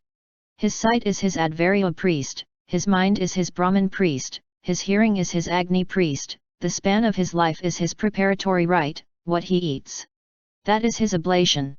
What he drinks, that is his drinking of soma juice, when he delights himself, that is his upasad rite, when he walks, sits, and stands, that is his pravargaya rite. That which is his mouth, that is his ahavaniya fire, that which is his utterance, that is his offering of oblation, that which is his knowledge, that is his homa sacrifices, when he eats in the afternoon and forenoon, that is his samad homa, oblation of fuel in the fire. The 3 divisions of the day, forenoon, midday, and evening relating to him are his savannas, the day and night are his darapramsa sacrifices, the half-months and the months are his katarmasya sacrifice, the seasons are his pasubandha sacrifice. The samvatsaras and the paravatsaras are his aharjaya sacrifice. The total sacrifice is, indeed, his satra. Death is the avabharitha or completion of his sacrifice. That person who knows this, namely, the conduct of a sannyasin covering all the duties from Agnihotra to Satra and terminating in death overcome by old age, and who dies during the period of the sun's movement to the north, attains to the overlordship of gods like Indra and then reaches identity or companionship with the sun. On the other hand, he who dies during the period when the sun moves to the south gets only the greatness of the manes and then attains to the identity or companionship with the moon. A Brahma who knows separately the greatness of the sun and the moon realizes these two. But he who has become a knower of Hirayagarbha wins further. From that knowledge which was acquired in the world of Hirayagarbha, he attains to the greatness of Brahman, the supreme who is existence knowledge bliss, at the dissolution of the world of Hirayagarbha. Thus the secret knowledge I am expressing, say Yogi Rupnathji. Yogi Rupnathji then said, O my friends, even as empty, inert nothingness is known as space.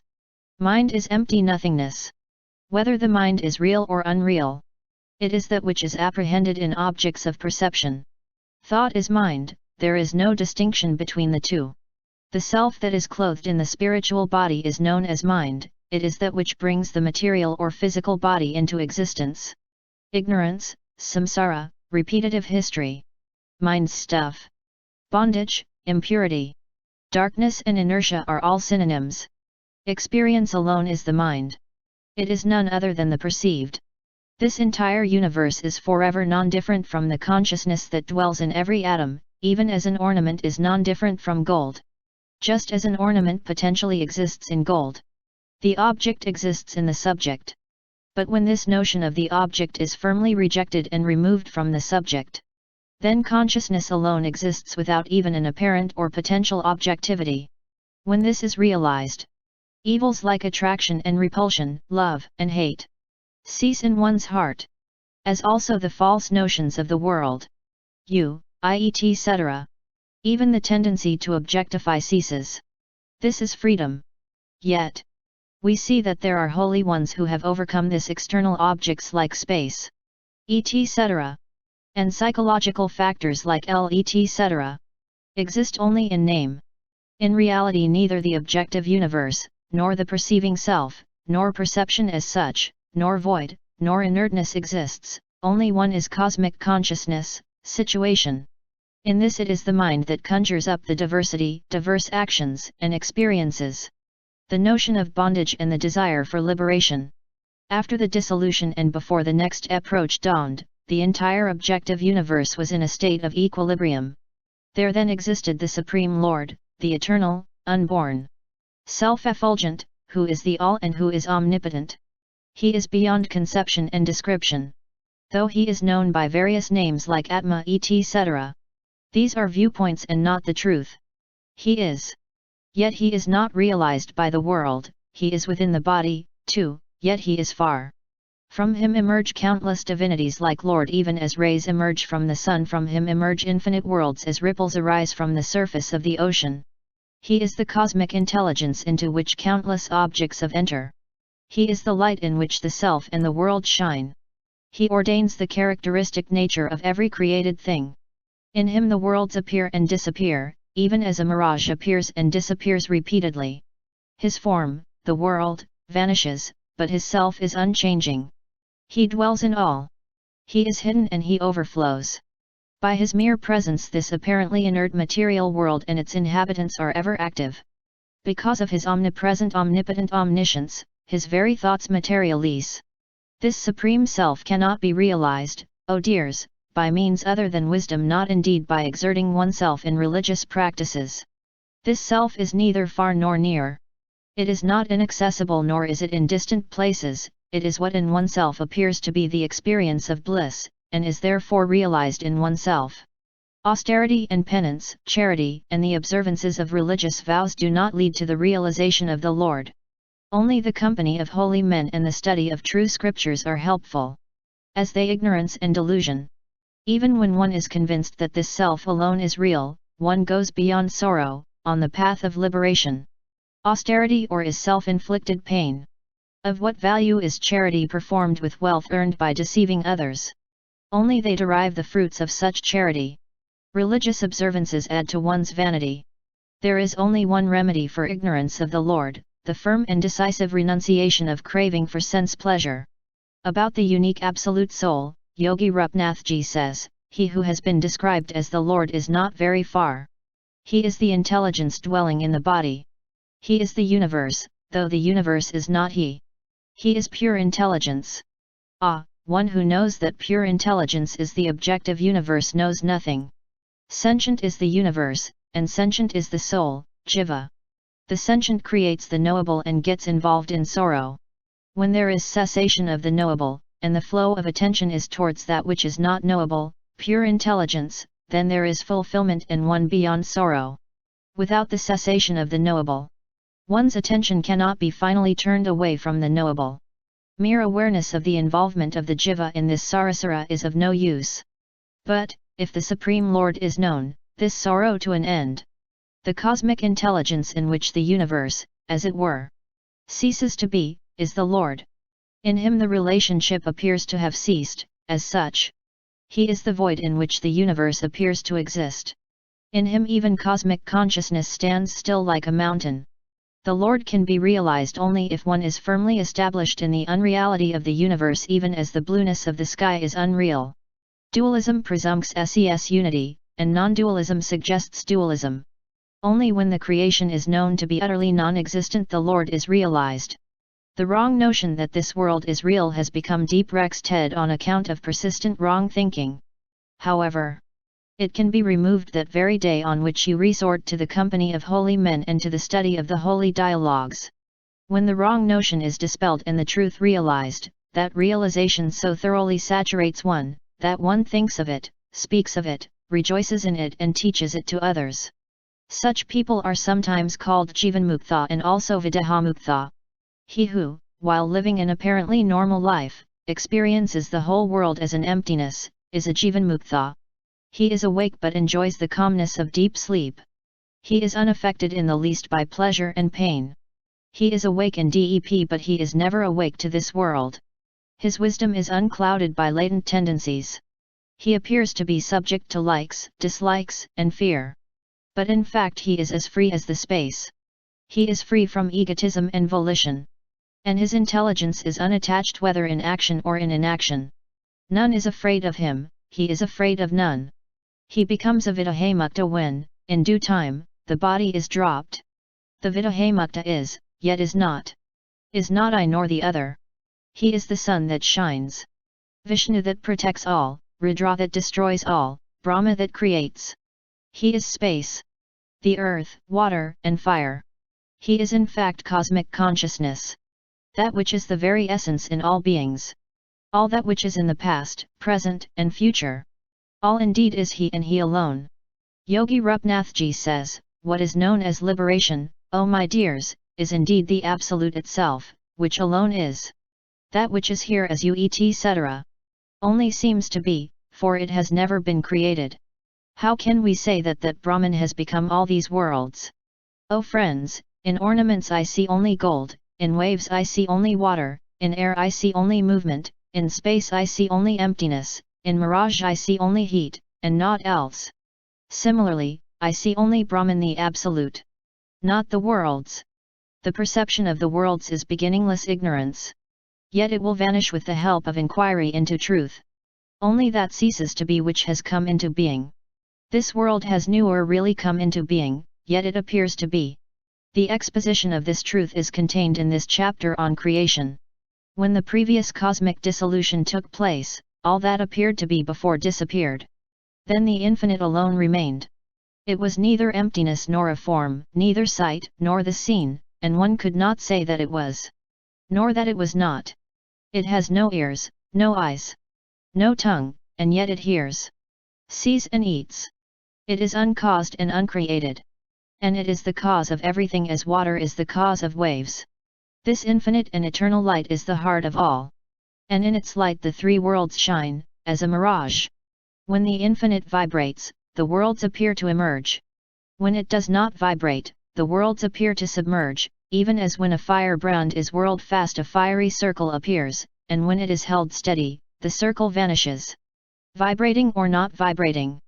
It is the same everywhere at all times. Not realizing it, one is subject to delusion. When it is realized, all cravings and anxieties vanish. From it is time. From it is perception of the perceivable object. Action, form, taste, smell, sound, touch and thinking. All that you know is it alone. And it is that by which you know all this. It is in the seer, sight, and seen as the very seeing. When you know it, you realize yourself. Yet, I shall elucidate the correct meaning. Even as the uncarved image is forever present in a block, the world, whether you regard it as real or unreal, is inherent in the Absolute, which is therefore not void. Just as one cannot say that there are no waves present in a calm, the Absolute is not empty of the world. Of course, these illustrations have limited application and should not be exceeded. In truth, however, this world not arise from the Absolute, nor does it merge in it. The Absolute alone exists now and forever. When one thinks of it as a void, it is because of the feeling one has that it is not void. When one thinks of JT as not void, it is because there is a feeling that it is void. The Absolute is immaterial, and so material sources of light like the sun do not illumine it. But it is self-luminous, and therefore it is not inert or dark. This Absolute cannot be realized or experienced by another. Only the Absolute can realize itself. The infinite space of consciousness is even purer than infinite space. And the world is even as that infinite is. But, one who has not tasted capsicum does not know its taste. Even so, one does not experience consciousness in the infinite in the absence of objectivity. Hence, even this consciousness appears to be inert or insentient. And the world is experienced as such too. Even as in tangible ocean tangible waves are seen, in the formless Brahman the world also exists without form. From the infinite emerges and exists in it as the infinite. Hence the world has never really been created. It is the same as that from which it emerges. When the notion of self is destroyed by the withdrawal of the fuel of ideas from the mind, that which is the infinite. That which is not sleep nor inert, is the infinite. It is on account of the infinite that knowledge, knower, and known exist as one, in the absence of the intellect. Yogi Rupnathji says, "From where does the son of a barren woman come, and where does he go? A barren woman's son has no existence. Ever. Even so. This world as such has no existence, ever." This analogy baffles you only because you have taken the of the world for granted. Consider this: is there a braceletness in the golden bracelet? Is it not just gold? Is there a thing called sky independent of the emptiness? Even so, there is no thing called the world independent of Brahman the Absolute. Just as coldness is inseparable from ice, what is called the world is inseparable from Brahman. Water in the mirage does not come into being and go out of existence. Even so, this world does not come out of the Absolute, nor does it go anywhere. The creation of the world has no cause, and therefore it has had no it not exist even now. How can it reach destruction? If you concede that the world has not been created out of Brahman but assert that it is an appearance based on the reality of Brahman, then indeed it does not exist and Brahman alone exists. It is like a dream. In a state of ignorance the intelligence within oneself appears as numerous dream objects, all of which are nothing other than that intelligence. Even so, in what is known as the beginning of creation, such an appearance happened. But it is not independent of Brahman. It does not exist apart from Brahman. Hence it does not exist. Yogi Rupnathji then says, you will then realize the non-existence of creation and lead an enlightened life in this world. Oh my friends, I shall narrate to you how this creation to have emerged from the one pure undivided cosmic being, even as dreams appear in the consciousness of the sleeping person.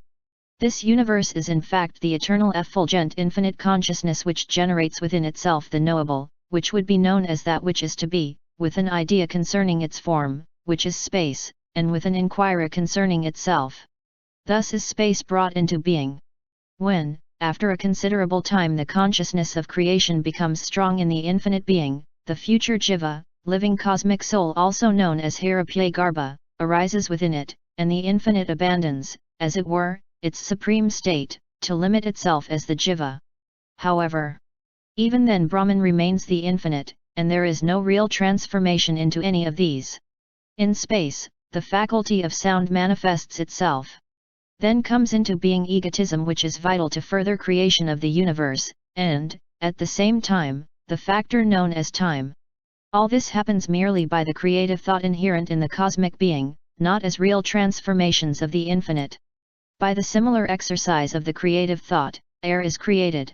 Consciousness which is surrounded by all these is called the jiva, which gives rise to all the different elements in this world. There are 14 planes of existence, each with its own type of inhabitants. And all these are the manifestations of the creative thought of simultaneousness. Even so, when this consciousness thought, I am light, sources of light like the sun, etc., were instantly created.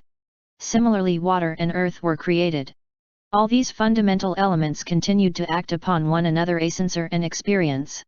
And the entire creation comes into being like ripples on the surface of the ocean. And they are interwoven and mixed up so effectively that they cannot be extricated from one another till the cosmic dissolution. These material appearances are ever changing and the reality exists unchanged. Since these are all linked with consciousness, they instantly become gross physical substance, though all these are the infinite consciousness alone, which has undergone no change whatsoever. The 5 elements are the of which the world is the, and the eternal consciousness is the for the elements. As is the seed, so is the fruit. Therefore, the world is nothing but Brahman, the Absolute. Friends, I shall now tell you how the jiva, living soul, came to dwell in this body. The jiva thought, I am atomic in nature and stature. And so it became atomic in nature. Yet, it only apparently became so, on account of its imagination, which was false. Even as one may dream that he is dead and that he has another body. This jiva, which in truth had an extremely subtle body of pure consciousness, now begins to identify itself with grossness and so becomes gross. Even as a mountain is reflected in a mirror and is seen as if it were in the mirror. The jiva reflects the external objects and activities. And soon begins to think that they are all within itself and that he is the doer of the actions and the experiencer of experiences. When the jiva wishes to see, eyes are formed in the gross body. Even so the skin, tactile sense, ears, tongue, nose, and the organs of action are formed as a result of the appropriate desire arising in the jiva. Thus in the body abides the jiva, which has the extremely subtle body of consciousness, imagining various external physical experiences and various internal psychological experiences. Thus resting in the unreal, which however appears to be real, Brahman, now appearing to be jiva, becomes confused. This same Brahman, which has come to regard itself as a finite jiva and endowed with a physical body, apprehends the external world, which on account of the veil of ignorance appears to be composed of matter. Someone thinks he is Brahma. In this manner the jiva imagines it is someone else, thinks he is something else, this or that, and so binds itself to the illusion of world appearance. Friends, there is neither one jiva nor many nor a conglomerate of jiva. Jiva is only a name. What exists is only Brahman. Because he is omnipotent, his thought forms materialise. One alone appears as diverse on account of ignorance. We do not experience this ignorance, which disappears on inquiry, even as darkness vanishes when light is brought in to look at it. Brahman alone is the cosmic, Mahajiva, soul, and the millions of jiva. There is naught else. But all this is mere imagination or thought. Even now nothing has ever been created. The pure infinite space alone exists. Brahma the Creator could not create the world as it was before the cosmic dissolution, for Brahma attained final liberation then. Cosmic consciousness alone exists now and ever. In it are no worlds, no created beings. That consciousness reflected in itself appears to be creation. Even as an unreal nightmare produces real results, this world seems to give rise to a sense of reality in a state of ignorance. When true wisdom arises, this unreality vanishes. By the apprehension of the perceived or the knowable, it comes jiva, the living soul, and is apparently involved in repetitive history, samsara. When the false notion of a knowable apart from the knower, consciousness, it regains the mysterious power of consciousness, which in an inexplicable and miraculous way produces this infinite diversity of names and forms, body, is known as egotism. When egotism has come into being, that egotism, which is non-different from consciousness, entertains notions of the various elements that constitute this universe. And they arise. In unity diversity arises. Friends, give up all these false notions of L, my and you, by renouncing even the notions of a jiva and its own cause. When all these have gone, you will realize the truth which is in the middle between the real and the unreal. This consciousness is not knowable. When it wishes to become the knowable, it is known as the universe. Mind, intellect, egotism, the five great elements, and the world. All these innumerable names and forms are all consciousness alone. A man and his life and works are indistinguishable, the static and the kinetic manifestations of the same factor. Jiva and the mind etc. are all vibrations in consciousness. This is the truth. People like to argue and confuse others. They are indeed confused. But, oh my dear friends, we are beyond confusion. Changes in the unchanging are imagined by ignorant and deluded people. But in the vision of sages who have self-knowledge, no change whatsoever has taken place in consciousness. When the notion of an external knowable has been removed, self-knowledge arises. And when in it there is the notion of inertia or ignorance, the state of deep sleep has come to it. Hence, since consciousness alone exists at all times, it may be said that space exists and does not exist, the world exists and not exist. Even as heat is to fire, whiteness is to a conch shell.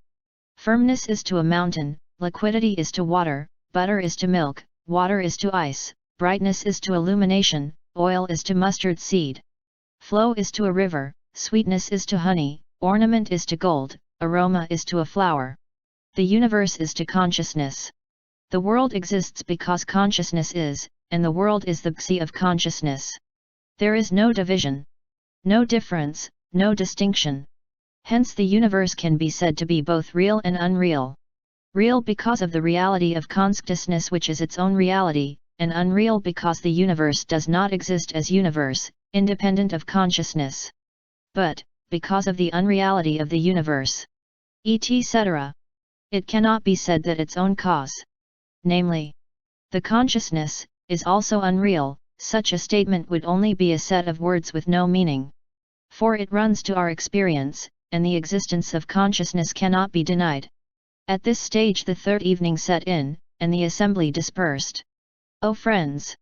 Even as from the waking state experience, there is no materiality in the objects seen in a dream, though while dreaming the objects appear to be solid, this world appears to be material, yet in reality it is pure consciousness.